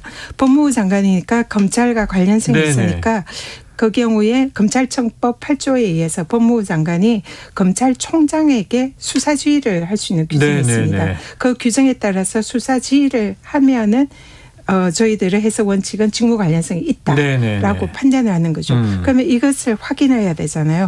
그래서 당시에 윤석열 지금 대통령님께서 검찰총장이셨는데 검찰총장의 직인이 찍힌 공문으로 네. 검찰총장이 법무부 장관에게 수사 관련 보고도 안 했고 법무부 장관이 총장에게 수사 지휘도 하지 않았다라는 네네. 그런 공문을 보내왔습니다. 그러면 이 공문에 따라서 직무 관련성이 없게 되는 네네네. 거죠. 그러면 직무 관련성이 없다를 유권 해석 원칙에 공식처럼 대입하면 예. 결론이 어떻게 나옵니까? 그냥 없다. 이해충돌이 아니다라는 아니다. 결론이 네. 나오죠. 왜냐하면 두 가지 다 성립을 해야 네. 이해충돌이거든요. 네네네. 그래서 사실은 윤석열 검찰총장께서 직무 관련성이 없다는 걸 확인을 해줘서 이해충돌이 없다라고 결론이 난 거죠. 네네네. 그리고 또 당시에 검찰에서 이 추 장관의 자녀에 대해서 검찰 수사를 했는데 검찰에서 무혐의 결정을 한 겁니다. 네. 그래서 거기에 추 장관이 뭐 지시나 보고를 받지 않았다는 거는 네. 윤석열 검찰총장이 확인을 해준 예. 거고요.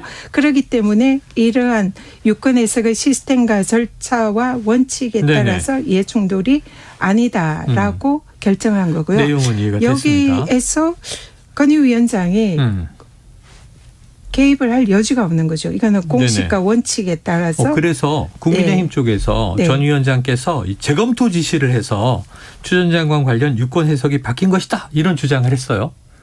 이거는, 저는 그 내용이 무슨 내용인지 이해는 할 수는 없으나 네네.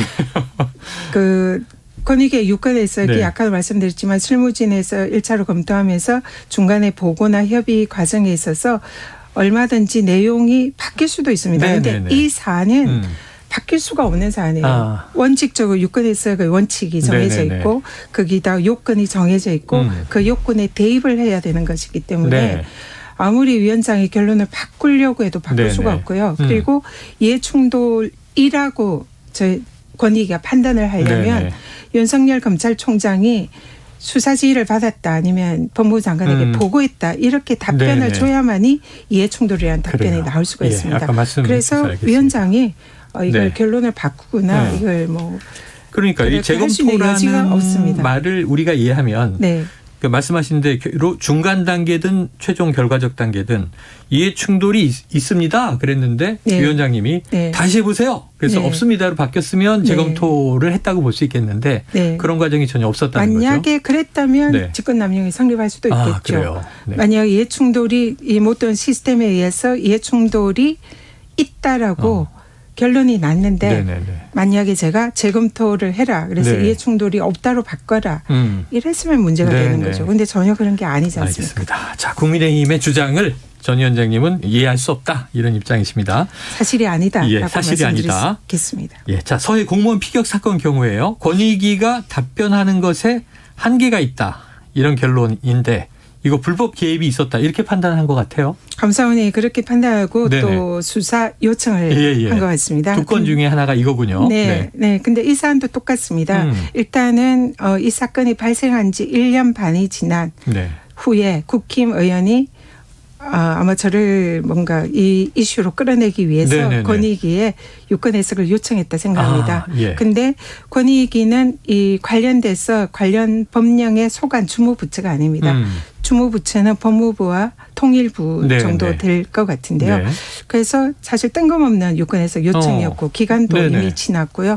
그래서 이제 우리 담당 또 실무직원이 처음에 그래서 이런 식으로 권익위가 답변하는 것에 한계가 네네네. 있다라는 그런 초안을 작성을 했습니다. 네.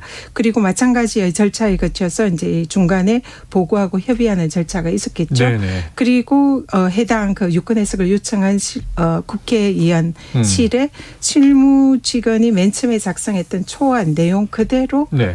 그 의원실에 전달이 예. 되었습니다. 그래서 결론이 실무직원이 처음에 작성한 내용과 최종 본의 내용이 전혀 차이가 없이 네. 똑같고요. 네. 중간에 이제 이 보고하고 협의하는 과정에 뭐 저뿐만 아니라 뭐 또 담당 과장이나 그게 관련된 뭐 실장이나 사무처장이나 네. 이런 분들과도 협의를 하고 보고를 합니다. 그 경우에 이렇게 할까 저렇게 할까 이런 이제 네. 그냥 어떤 일이든지 중간에 보고 과정과 결제 과정은 협의가 있으니까 네네. 조금씩 뉘앙스가 달라질 수가 네네네. 있죠. 그렇지만 분명한 것은 초안과 최종본의 결론이 똑같았다. 일치한다. 그래서 여기에 네. 위원장이 불법 개입이 있었다라는 거는 어불성설이고요. 네네. 그리고 개입이라는 용어도 맞지 않습니다. 왜냐하면 권익위원장은 권익위의 기관장이지 않습니까? 네. 기관장은 권익위의 모든 업무에 대해서 최종 권한과 책임을 그렇죠, 가지는 그렇죠. 자리입니다. 네. 그런데 개입은 마치 다른 부서의 일에 개입하거나 네네. 뭔가 자기 일이 아닌데 네네네. 개입이라는 용어를 쓰잖아요. 권익위의 일에 위원장의 개입이라는 용어는 성립되지 않고요.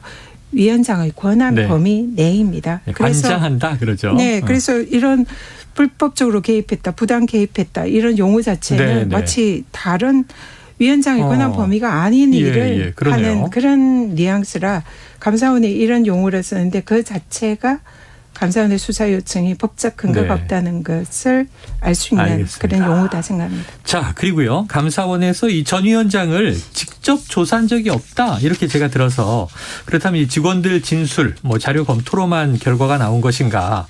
근데 감사원은 전 위원장이 조사를 거부했다. 또 이런 입장인 것 같아서 이 감사원의 감사 방해죄도 수사 요청이 돼 있습니다. 이건 어떻게 된 겁니까? 한마디로 네. 이런 단어는 잘 안 쓰는데 네. 황당합니다. 황당하다. 왜냐하면 감사원이 저를 조사를 안 하려고 네네. 그러니까 제가 이제 이 법률적인 이런 지식 있고 논리적으로 네. 감사원의 이런 이제 법 위반이라든지 문제점에 대해서 이제 그동안 조목조목 반박을 지적을 하셨죠? 했었죠. 그래서 제가 만약에 이제 감사원의 조사를 받았으면 이런 식의 감사원의 답변을 결과가. 했겠죠. 그러면 감사원의 수사 요청할 근거조차도 없어지게 네네네. 되는 거 아니겠습니까? 그래서 감사원이 저의 조사를 하지 않으려고 계속 직원들만 조사하기 때문에 네네. 제가 수차례 뭐 공개적으로 네. 또 비공개적으로 또 감사원에 직접 요청하고 담당 과장한테도 제가 조사 좀 해달라 나도 조사해 요청을 주시오. 하고 수없이 요청을 했습니다. 네. 그리고 또 조사를 안 할 것 같아서 걱정이 네. 돼서 공문으로 보내서 공문으로 조사 요청을 하면 공식적으로 요청하니까 네네. 조사 안 하고는 못 빼기겠지 네. 해서 저를 조사해달라는 공문도 확인해 보니 8번 정도 예, 보냈습니다. 근데 이제 감사원의 주장은 조사를 안 하고 사실상 우리 8주간을 마무리했습니다. 네네. 그래서 제 조사 안 하고 저렇게 끝내면 안 되는데 그 생각이 들어서 제가 공문을 이제 보내기 네네네. 시작했거든요. 그런데 그 기간이 마침 이제 국정감사 기간이 네네네. 겹쳤습니다. 그래서 국정감사가 되다 보니 제가 굉장히 바빠지잖아요. 예. 그래서 그 기간에 처음에는 감사를 받겠다고 한번 의사를 네. 표명했는데 국정감사 준비랑 공식 일정 때문에 도저히 안 돼서 조금 날짜를 좀 조율하자 이랬더니 감사원이 어느 특정 날짜를 주면서 이때 조사 받으러 와라 이렇게 얘기하는데 그땐 또 마침 권익위 공식 일정이 잡혀 있는 거예요. 그래서 공식 일정 때문에 좀 어렵다. 다시 날짜를 협의하자. 이래서 최종적으로 제가 국정감사 끝나고 오늘입니다. 네네. 오늘과 내일 중에 일정이 맞으면 네네네. 조사를 받겠다. 그리고 그게 안 되면 다른 날짜를 달라. 네. 이렇게 최종적으로 협의를 했는데 협의하는 도중에 감사원이 지난주에 국정감사 마지막 날 수사 의뢰를 해버렸어요. 수사 요청을 해버렸습니다. 네. 그래서 제가 조사는 저는 너무나 받고 싶어 했고요. 네네네. 조사 안 하고 감사원이 마음대로 결론을 낼까 봐 제가 오히려 조바심이 나는 네네네네. 입장이었거든요. 그리고 감사원이 요청한 자료도 제가 준비를 해서 제출하려고 네. 조사받으면 하려고 하고 있었는데 준비하고. 그런데 감사원이 그걸 두려워한 것 같아요. 네. 그래서 오히려 제가 마침 잘 됐다. 제가 이제 조사 일정이 협의가 안 되니까 그래서 자기들 마음대로 제가 감사를 조사를 회피했다라고 주장을 하면서 바로 수사 요청했습니다. 그래서 감사방해죄도 제가 보기에는 말이 안 된다. 성립되지 않는다. 어불성설이다. 어불성설이다. 그 생각이 듭니다. 자, 그리고 이제 감사원에 대해서 오히려 이제 법적 대응을 예고하셨어요. 그럼 어느 정도 수준의 대응 방안 고려하고 계십니까?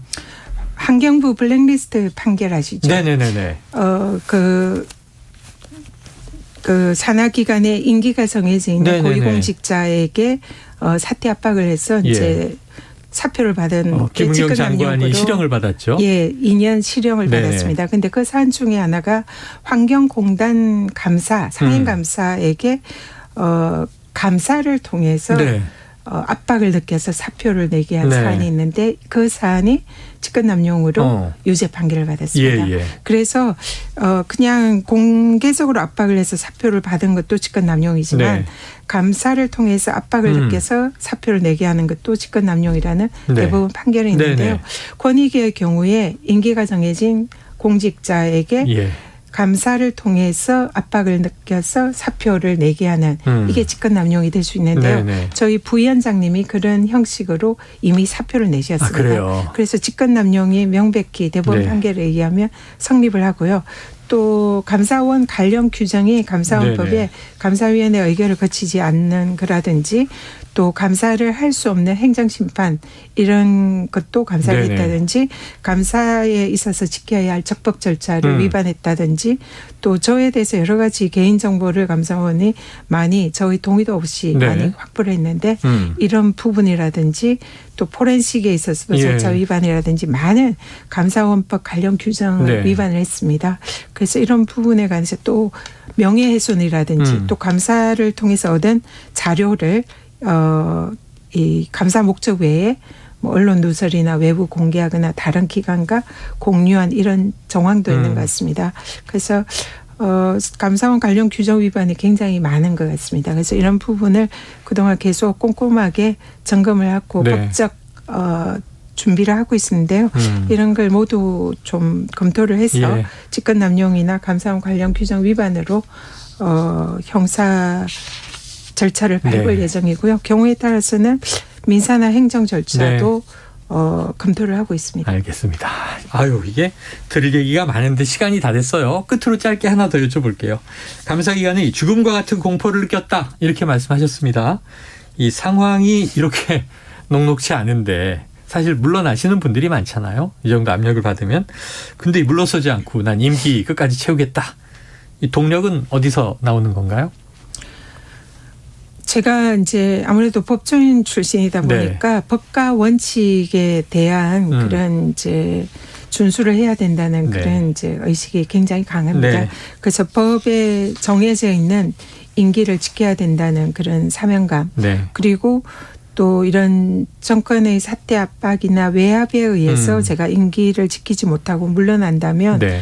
사실 그 독립적이고 중립적인 기관의 기관장으로서 네. 국민권익위원회의 그런 독립성이 무너지는 결과를 네. 초래할 수 있다 생각합니다. 그래서 개인적으로는 아무리 힘들고 또 마음으로는 이거 그만두고 싶다. 이렇게 내가 고생하고 네. 스트레스 받으면서 이런 자리를 지킬 필요가 있을까라는 생각도 들 때도 있지만 그럴 때마다 이 법과 원칙과 또 권익의 독립성을 지켜야 된다는 그런 사명감으로 네.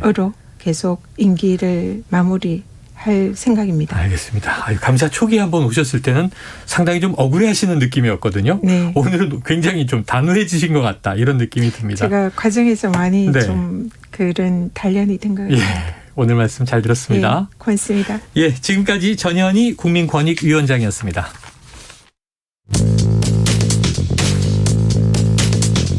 최영일의 시사본부는 여러분과 함께합니다. 짧은 문자 50원, 긴 문자 100원이 드는 샵 9730. 라디오 어플 콩과 유튜브는 무료로 참여하실 수 있습니다.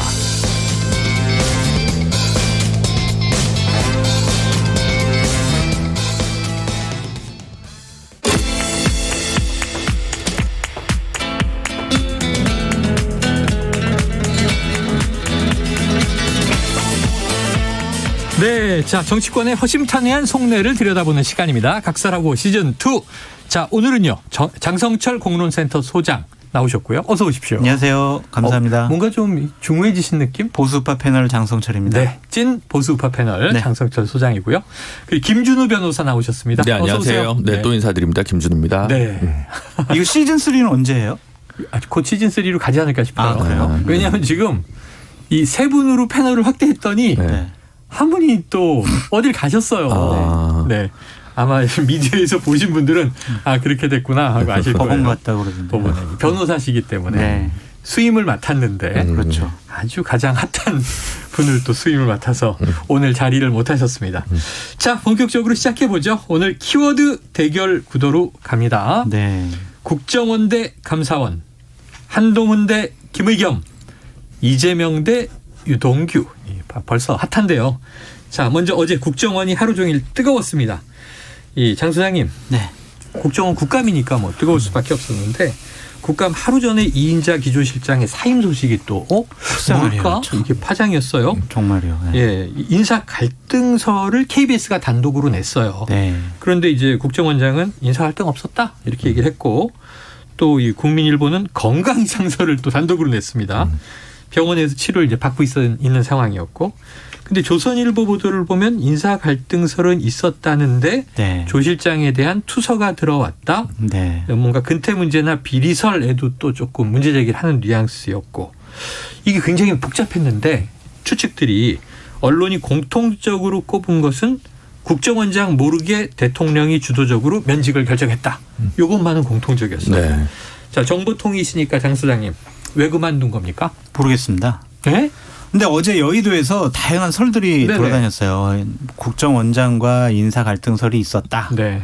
그리고 뭐 조 실장이 예전에 방사청에 이렇게 파견돼 있었거든요. 네네. 그때 여러 가지 좀 불유쾌한 일들이 있었다. 검사 시절에. 네. 그리고 뭐 건강 이상설도 있다. 네네. 뭐 이러고 뭐 여러 가지가 있는데 잘은 모르겠는데 결론적으로 말씀을 드리면 사표를 낸 것이 아니라 네. 사표를 받은 것 같다라고 좀 말씀을 드리고 그러니까 싶습니다. 이게 자진 사퇴가 아니라 아닌 것 같아요. 면직 당했다 이렇게 얘기하죠. 그렇죠. 네네. 그래서 대통령께서 많이 좀 화가 나셨다. 그러한 이제 여러 가지 얘기들이 좀 흘러나오고 있고요. 오늘 아침 대통령 도스태핑에서 네. 일신상의 이유고 개인적인 것이라 네. 얘기해드리기가 어렵다. 네. 직무수행이 어려웠다 그랬는데 네. 지금 얘기하고는 배치되네요. 혹시 뭐 이러지 않으셨을까요? 뭔가를 보고를 받고 야 사표 받아라 뭐 이러지 않으셨을까? 저희 완전한 추측입니다. 네네. 대통령은 건강 이상설 일신상의 이유를 이제 언급하신 거예요. 근데 공직자가 건강이 이상하다고 그래서 네네. 이렇게 그냥 사표를 받거나 네. 그만두거나 그러진 않아요. 뭐 보통은, 병원 치료하면 되는 보통 거잖아요. 병가 쓰고 그렇죠. 치료 경과 보고 그럼요. 도저히 일을 못하게 되면 휴직을 또 쓰거든요. 네. 그게 참 공교로운 게 7월 달에 네. 국가안보실 2차장이었던 신인호 2차장이 네네네. 그 당시에 건강상의 이유로 사표를 썼는데 사실은 뭐 뒤에 나온 얘기가 뭐 인사청탁 등과 관련된 뭐 의혹이나 뭐 이런 얘기들이 좀 있었거든요. 그래서 건강상의 이유를 좀 표명하는 거를 즐겨 쓰는 관용어구로 쓰시는 게 아닌가. 우리 다 아픕니다. 저도 병원 가면 아파요.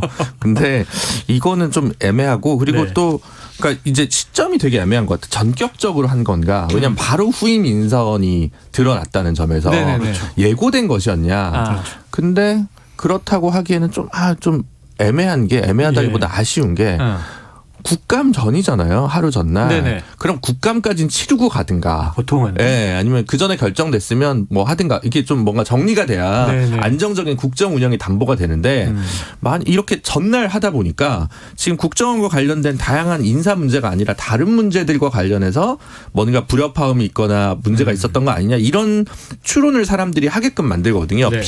피할 수 있다면 피해라라는 네네네. 식의. 그래서 그 부분이 좀 아쉽고 어쨌든 놀라운 이름은 분명합니다. 왜냐하면 한동훈 장관보다 더 친하다라고 알려진 사람이 있다면 그건 조상준 실장이었거든요. 네. 차이는 뭐였냐면 뭐 오른팔 왼팔 이런 얘기 하는데 네네. 한동훈 장관은 술을 잘 안 하시고요. 예. 조상준 실장님은 술을 드십니다. 네네네. 그 차이가 좀 있다고 서초동에서 카더라는 늘 그렇게 좀 친밀도가 좀 더 있는 분인데 네. 이분이 갑자기 전격 경질되니까 다양한 추론들이 나올 수밖에 없는 것 같습니다. 근데 국정원 기조실장이라는 자리는 정말 막강한 자리거든요. 네. 역대 정권에서도 대통령이 측근으로 생각하는 분들을 임명을 해요. 예. 왜냐하면 국정원의 인사, 조직, 예산 네. 이걸 다 총괄하잖아요. 네네. 어찌 보면 실무적으로는 국정원장보다 더 센 자리다라고 볼 수밖에 없는데 네. 건강상의 이유로 그만둔다. 그것도 4개월 만에 그것은 좀 납득이 가지 않습니다. 납득되지 않는다. 국가 기밀인가 보죠. 예. 네. 자, 그런데 여기서 궁금한 걸 여쭤볼게요. 수사해.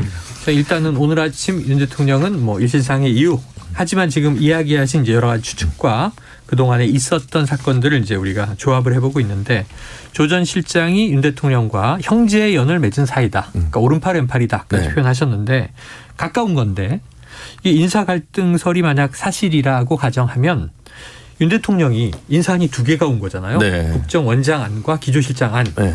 왜 김규현 국정원장의 손을 들었을까요? 그러니까 그거는 여기서부터 이제 추론의 영역이니까 네네네. 뭐 방송 통신심의위원회 우리 불려갈까봐 말을 조심해야 될 텐데. 합리적인 추론을 하셔야죠. 합리적인 추론을 하시는 게 이제 박지원 전 원장이 얘기하기에 이제 새 정부가 들어나고 나서 1급 보직을 전부 대기 발령을 하고 네네네네. 그 후에 이제 어제 그 얘기 승진 나왔습니다. 인사를 해야 되는데 그게 이제 좀 원만하지 않다라고 얘기하는 게 좀 있는 거죠. 세력 교체를 인적 쇄신을 해야 되느냐, 뭐 능력주의 적인 것들을 좀 더 반영해야 되냐 관련해서 네네. 국정원장과 기조실장 사이에 좀 이견이 있었다라는 네. 식의 추론적인 보도들이 네. 있었습니다. 그래서 뭐 그런 부분은 이해는 가는데 그걸로 교체를 한다?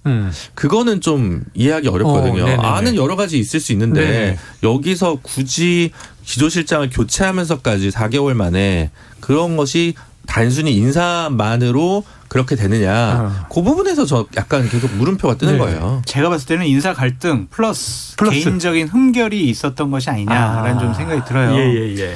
그러니까 이번에 좀 정리하려고 했던 고위급 국정원 여러 직원들이 이 조 실장에 대한 네네. 파일을 갖고 있는 거죠. 아. 박지원 국정원장이 얘기했잖아요. 우리 최영일 앵커의 네네네. 파일도 있다고 국정원에. 저는 탈탈 털면 아무것도 안 나오죠.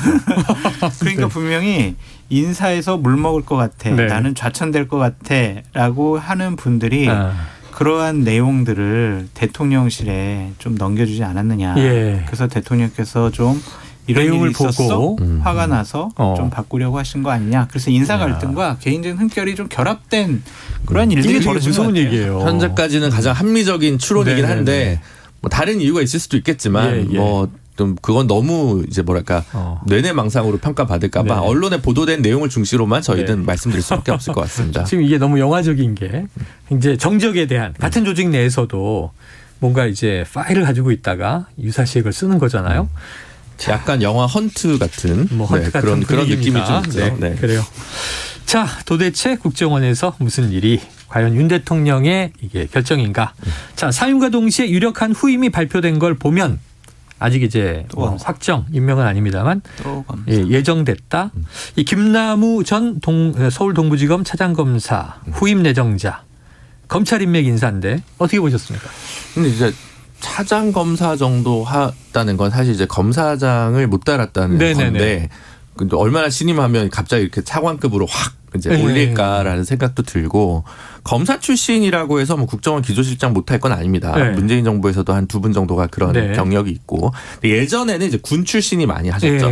아니면 이제 내부 출신은 잘 없고 그다음 행시 출신이나 뭐 외교관 출신이나 이런 분들이 하시는 건데 다만 이제 예전에는 국내 정보를 어느 정도 통화를 했는데 지금 이제 국정원 개혁 방안이 나와서 국내 정보는 이제 다루지 않지 않습니까? 그렇죠. 없어졌죠. 남은 건 대공수사권인데 요것도 내년 정도까지예요. 경찰로 가잖아요. 네, 이제 경찰로 가죠. 내후년쯤 되면. 그러니까 사실 앞으로는 좀 검찰 출신이 기조실장으로 가면 좀 너무 이상한 인사 아니야? 전문성이 고려 안 된 거 아니야? 로 갈 수가 있습니다. 네네. 지금까지는 그래도 아직 뭐 대공수사권을 이관하는 과정에서 협의라든가 뭐 이런 부분들 관련해서 검사 출신이나 뭐 이런 분들이 좀 임용될 수 있는 어느 정도의 여지가 있지만 그래서 앞으로는 좀 그런 부분이 좀 어렵지 않나. 근데 어쨌든 기조실장은 그 실질적인 2인자이기 때문에 최측근 인사가 대부분은 임명되곤 하는 거여서 근데 그런 비판 즉 검찰공화국 아니냐는 비판을 감수하면서까지도 또 이런 인선을 한다는 건 조금 아쉬운 부분이 있습니다. 아쉽다. 네. 자,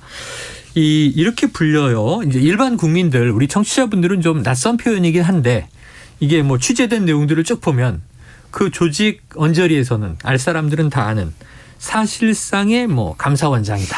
뭐 이런 얘기. 감사원의 한동훈이다. 뭐 이런 별명. 이게 유병호 감사원장. 감사원 사무총장. 감사원 사무총장. 네네. 감사원장은 따로 계시죠? 네네. 최재해 감사원장이죠. 네. 이렇게 헷갈릴 정도로 지금 사무총장이 이제 또 대통령실 수석과 주고받는 문자도 튀어나왔고요. 자, 이 조상준 전 기술실장도 어제 박지원 전 국정원장이 사실상의 국정원장 이렇게 표현을 하더라고요. 네. 이번 정부에서 이렇게 2인자들이 눈에 띄는 이유, 장 소장님 뭡니까? 사무총장과 기조실장은요. 그 기관의 실무를 장악을 해요. 그러니까 아까도 말씀드렸듯이 예산과 뭐 조직, 인사 그리고 실무적인 일들이 어떻게 진행되는지를 보고를 받고 지시를 할 수 있는 가장 1차적인 통로 아니겠습니까? 그러니까 지금 정권이 바뀌었고 전 정권에 대해서 여러 가지 잘못된 일들을 파악을 해서 조치를 하려고 하는 시점이잖아요.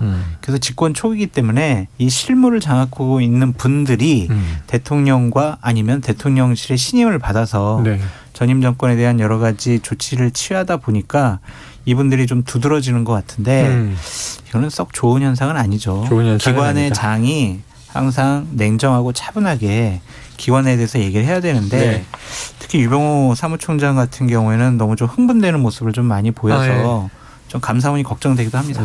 옛날에 일제시대로 접어들기 전에 차관 정치라는 게 있었는데 차관 정치를 보는 것 같다라는 생각이 드는데 차관 정치. 실권은 차관이 갖고 있고 그건 구한말 대한제국 시절이잖아요. 네, 그렇죠. 그러니까 일제시대 직전에 일본 사람들이 차관을 하고 막 이런 시절이 있었지 않았습니까? 그러니까 무슨 얘기냐면 장관급은 아무래도 인사청문회가 있기 때문에 순수 코드 인사를 하기가 좀 어려워서 정권의 어떤 궁합이 맞는 코드 인사를 좀 차관급에 넣으면서 실무장악을 하고 그렇게 되면서 좀 더 부각되는 게 아닌가라는 생각이 많이 듭니다. 알겠습니다. 자, 이거 김준우 변호사님께 정리의 달인이시기 때문에 여쭤볼게요. 어제 국정원 국감이었습니다. 서해 피격 공무원 사건 관련해서 어제 저녁 속보가 저는 정말 정신없었던 것이 감사원과 국정원의 발표가 계속 나오는데 서로 배치되는 얘기로 보이는 거예요. 네, 그렇죠. 이 내용 한번 정리해 주시죠. 일단은 지금 어제 국감 하다가 국감이 자체 국정원은 비공개다 보니까 중간 브리핑으로 이제 유상범 의원이랑 그다음 윤건영 의원이었나요? 그 중간 브리핑을 했는데 그 내용 중에 뭐 기존의 감사원이 얘기했던 거 보도자료에 나왔던 거랑 좀 배치되는 내용도 있었다는 겁니다. 그래서 그동안 의혹들이 많이 제기됐던 거에서 좀 확인을 했는데 그 누구죠? 그 서해 피겨 공무원 사건과 관련해 가지고 일단 합참보다 국정원이 51분 전에 사태를 파악하고 있었다라고 하는 게 감사원 보도자료 내용이었는데 그렇지 않았다. 합참에서 전달받은 거다라고 하는 부분이 좀 수정이 된 거고 그 부분은 감사원에서 착오가 있었던 것 같다라고 국정원에서 확인했다는 겁니다. 그다음에 휴민트가 있었고 뭐 중국 어선을 거쳐서 이분이 이제 넘어간 거다라는 것과 관련해서도 어선 관련한 부분이나 확인이 되지 않고 휴민트가 있었다는 것도 사실이 아니다라고 얘기하는 것이고요. 그다음에 중요한 게 그 SI 특수정보에서 월북과 관련된 단어가 거기 포함돼 있었다라고 하는 것인데 이 부분 관련해서 이제 하태경 의원이 이제 오늘 또 뭐 인터뷰 같은 걸 보면 이게 월북 의사가 있냐 없냐가 북한 어선 그 경비원이랑 그 고인과의 대화 속에서 있었다는 건데 중간에 그 부분이 의사를 밝히는 부분이 좀 잘 안 들린다는 거예요. 하태경 의원 입장에서는. 그리고 초기에부터 얘기한 게 아니라 중간에 그 대화가 있으니까 이거는 조금 쟁점이 되지 않냐. 명백한 월북 의사가 있었다고 단정하기는 어려운 거 아니냐. 근데 왜 이렇게 했느냐. 뭐 이런 약간의 해석 투쟁으로 좀 가는 것 같고.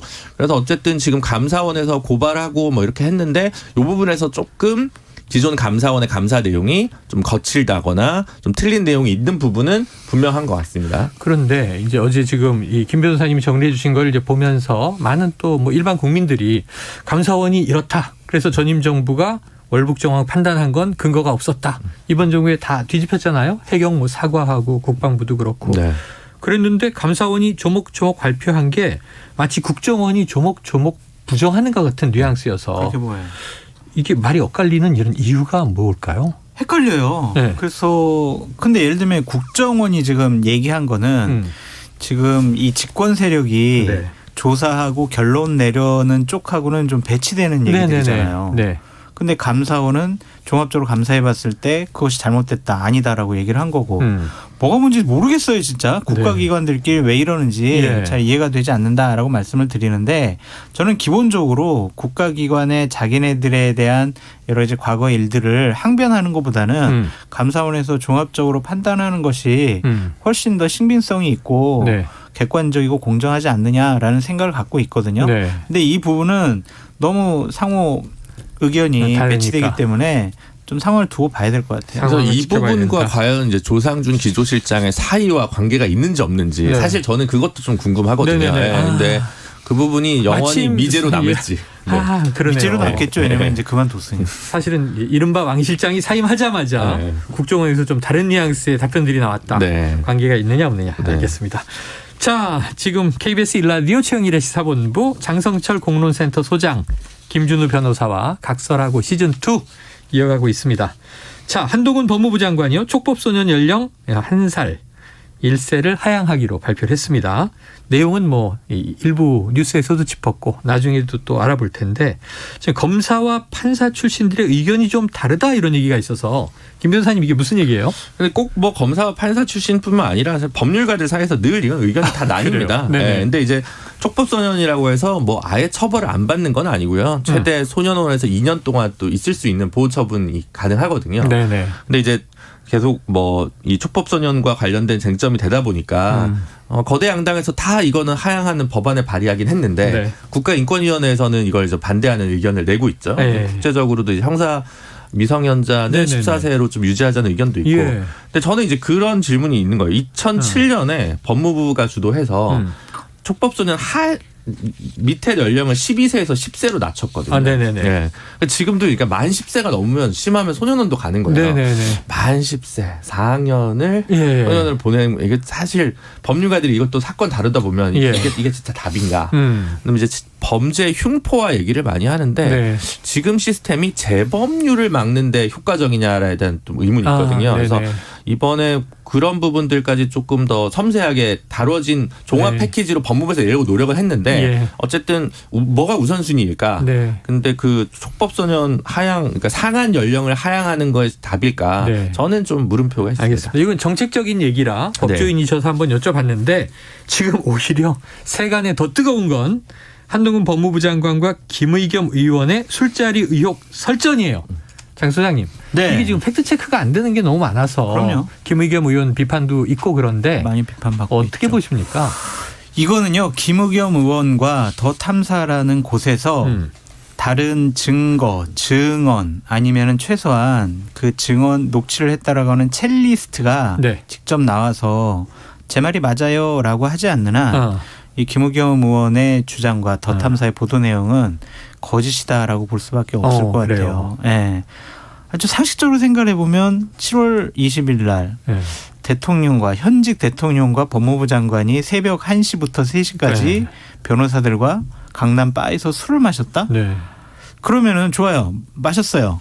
근데 정말 많은 사람들이 봤을 거 아니에요. 네네네. 거기에 변호사들도 있을 거고 종업원들도 있을 거고 주위에 뭐 대기하고 있던 뭐 대리기사분들도 있을 거고 종업원 이런 분들이 아무런 얘기가 나오지 않잖아요. 갑자기 이게 챗리스트에 통화 녹음으로 해서 나왔단 말이에요.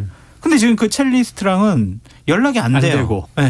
지금 그 전 남자친구가 지인이라는 사람이 전달한 거고. 근데 또 그 첼리스트의 오빠라는 사람은 다른 언론에 나와서 그 말이 맞아요라고 이러고 있고 이게 뭐가 뭔지 모르겠어요. 하지만 어쨌든 다른 증언이나 증거가 나오지 않는 한 김의겸 의원이 불리하다. 다 뒤집었을 다 뒤집었습니다. 네. 자, 좋아요. 그리고 이제 또 한 가지 이제 시정연설도 있고 그랬는데 이 법조 출입을 오래 한 기자들이 하는 말이 있습니다. 검사들은 절대로 사과하지 않는다. 그래서 윤 대통령이 어떤 문제에도 좀 사과하지 않는 것 아니냐. 검사 출신의 이제 성향인 것이냐. 시정연설 때 이제 야당이 뭐 헌정사상초의 보이콧까지 하지 않았습니까? 근데 이제 정의당 의원이 물어봤잖아요. 그 비속어 논란 관련해 사과하시죠? 그랬더니 그런 적 없다. 이렇게 얘기를 해서 이 사과가 참 어느 시점인가 한번 넘어가면 좋은데 없었단 말이에요, 결국. 김 변호사님 어떻게 보셨어요? 그렇죠. 이제 물론 검사들 입장에서 보면 유죄율이 본인들이 기소한 것 중에 90% 정도가 아마 유죄가 나올 겁니다.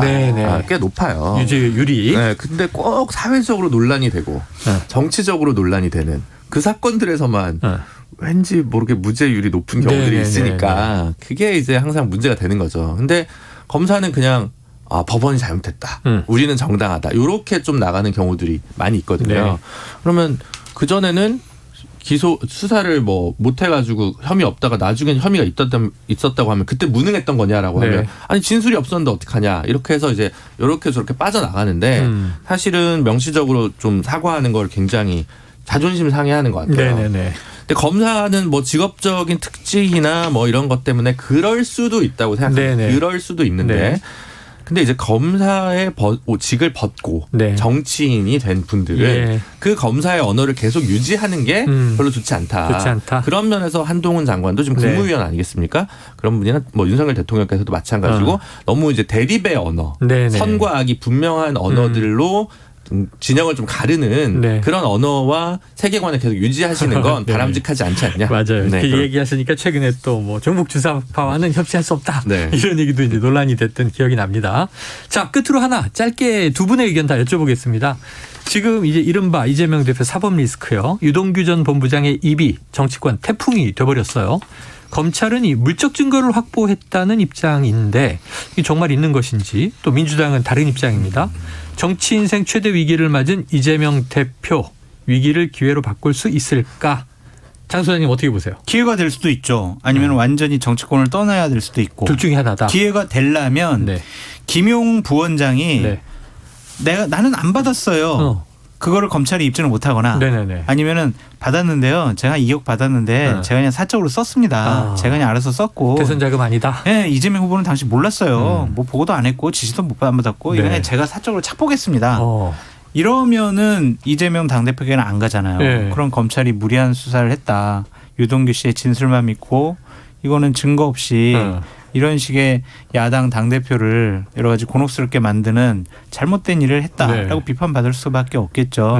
그래서 결국에는 저는 김용 씨에게 달려 있다라고 말씀드립니다. 힘에는 김용이다. 네. 자, 김 변호사님 어떻게 보세요? 정치적으로는 어쨌든 타격을 입을 수밖에 없다고 네네. 봅니다. 예, 뭐 이거를 특검을 통해서 넘어가는 방법도 있을 수는 있겠죠. 네네. 특검을 하려면 윤석열 대통령과 관련된 의혹 부분을 다 지우고 그냥 작년 9월에 그 국민의힘 102명의 의원이 김기현 의원 대표 발의했던 특검 네네. 법안이거든요. 이걸 통과시키면 예. 뭐 아무도 뭐라고 안 할 겁니다. 가능할 수도 국민의힘의 있다. 아들 네네. 민주당이 네, 받으면. 입법 독주를 하면 예. 근데 이제 검찰에 저는 좀 불만이 있는 게 네.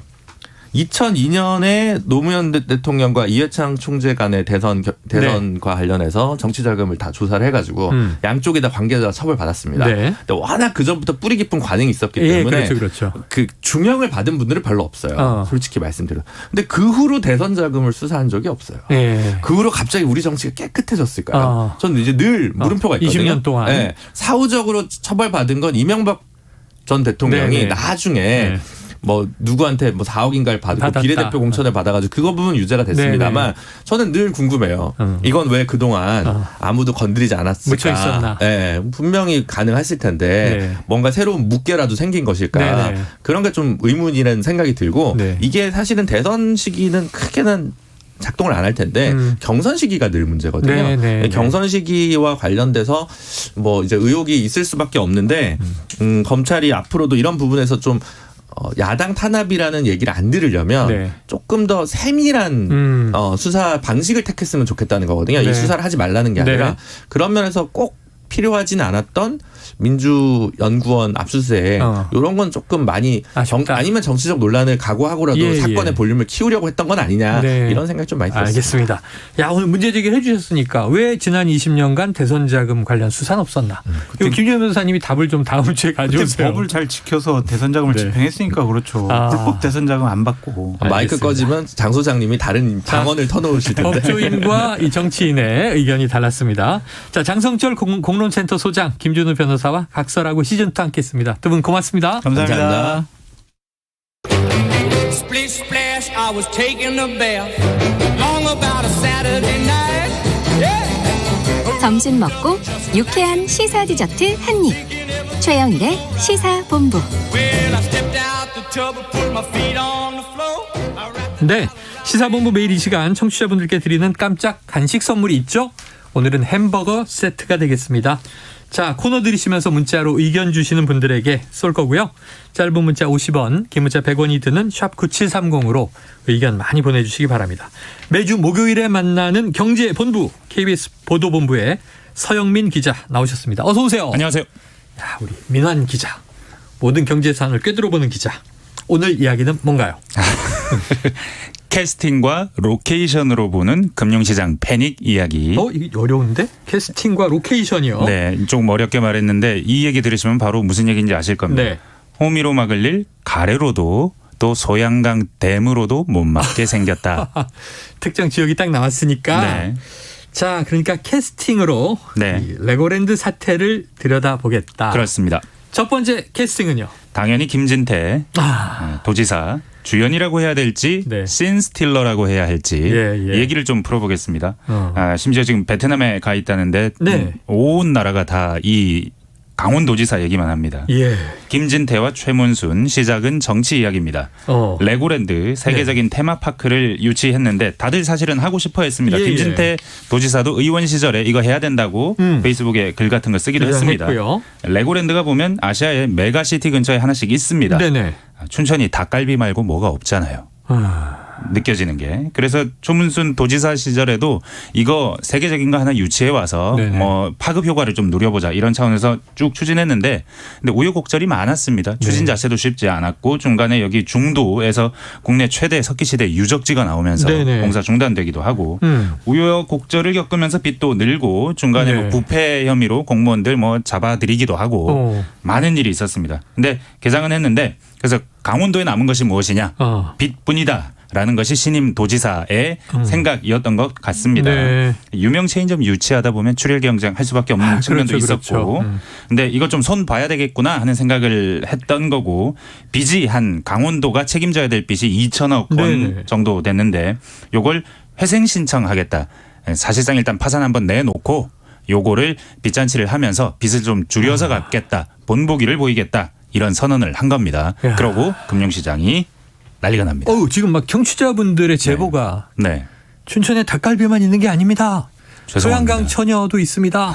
국내 최장 케이블카도 있습니다. 저는 막국수 좋아해요. 춘천 막국수. 닭갈비와 함께 먹죠. 네.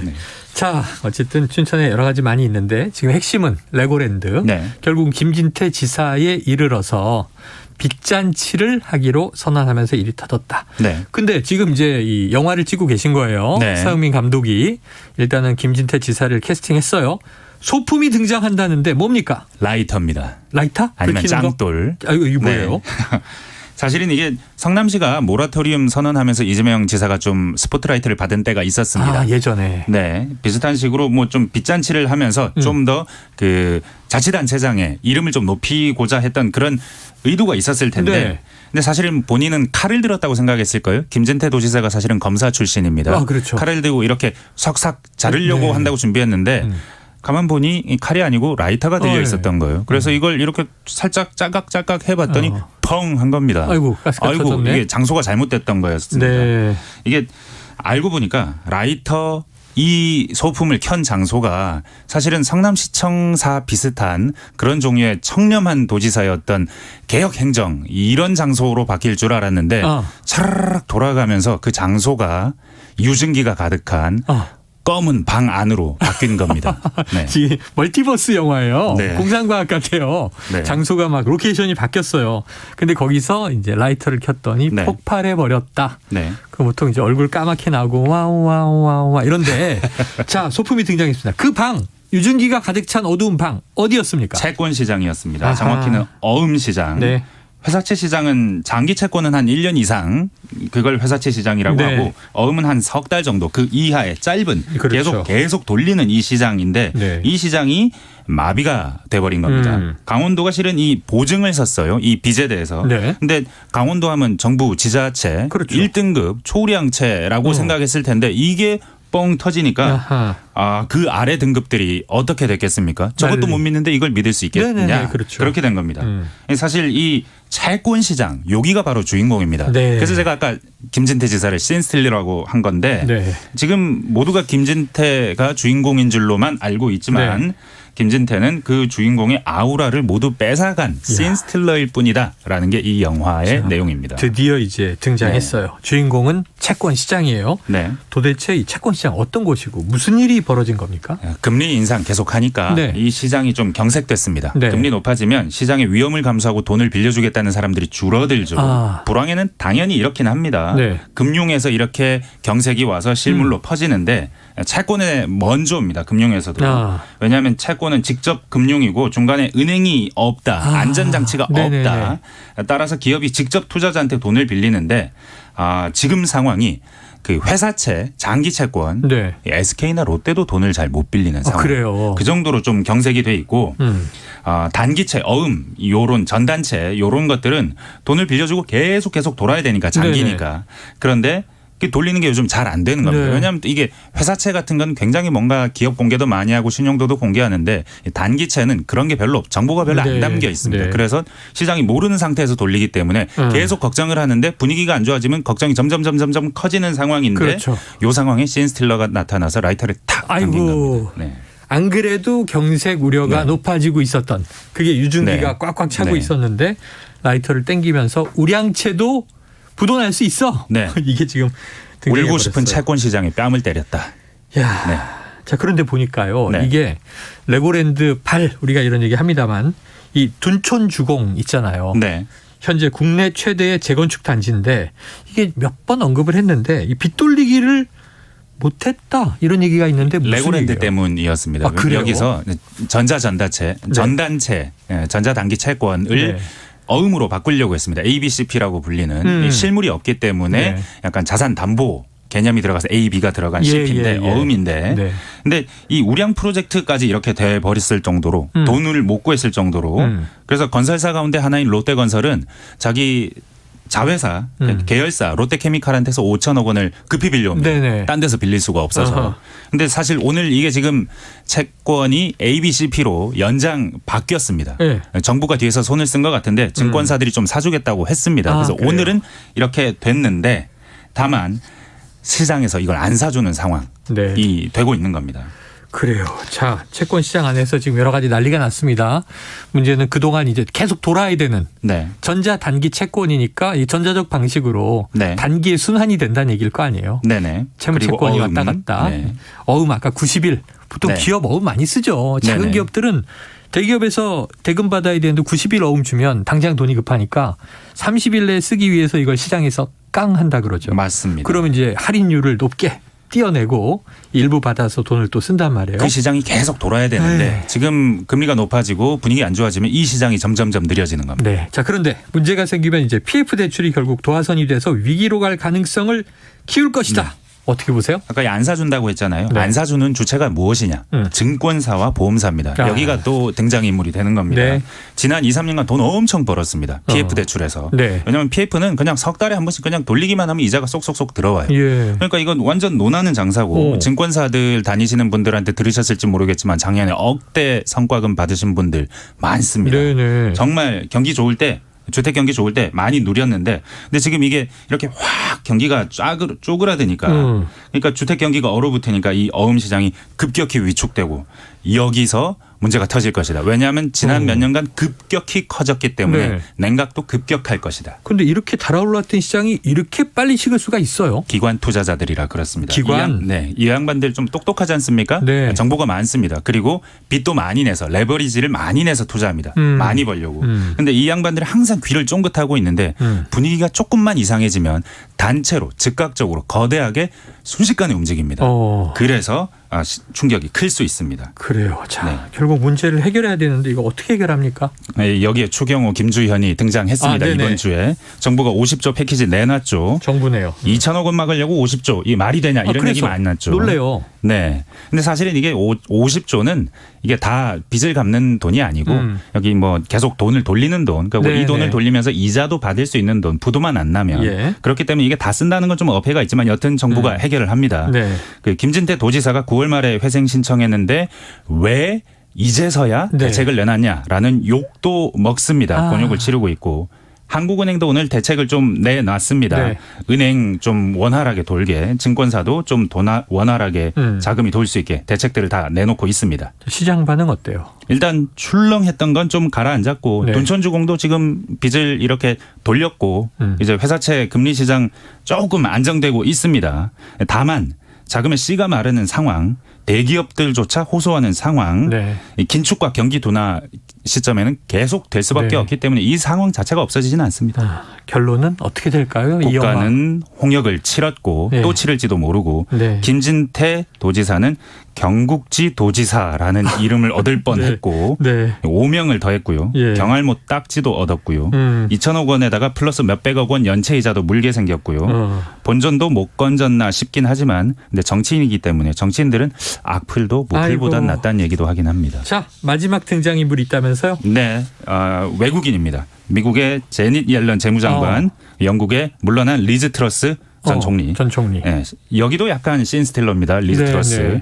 사실 미국 상황, 영국 상황 다 마찬가지입니다.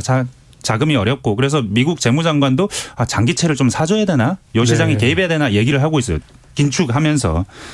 리즈 트러스는 김진태 도지사하고 비슷한 맥락입니다. 약간 떡수를 내서 시장이 놀라고 그래서 아유 죄송합니다 하면서 씬스틸러가 됐는데 경기 둔화가 오고 있고 기업들은 점점 어려워지는 겨울 이미 온 것 같다는 생각이 서영민 감독의 경제전쟁 영화를 한 편 봤습니다. 오늘 말씀 고맙습니다. 감사합니다. 자, 이 방송 바로 끝나면요. 윤석열 대통령이 비상경제회의를 주재하는데 추가 해결책이 나오는지 지켜보도록 하죠.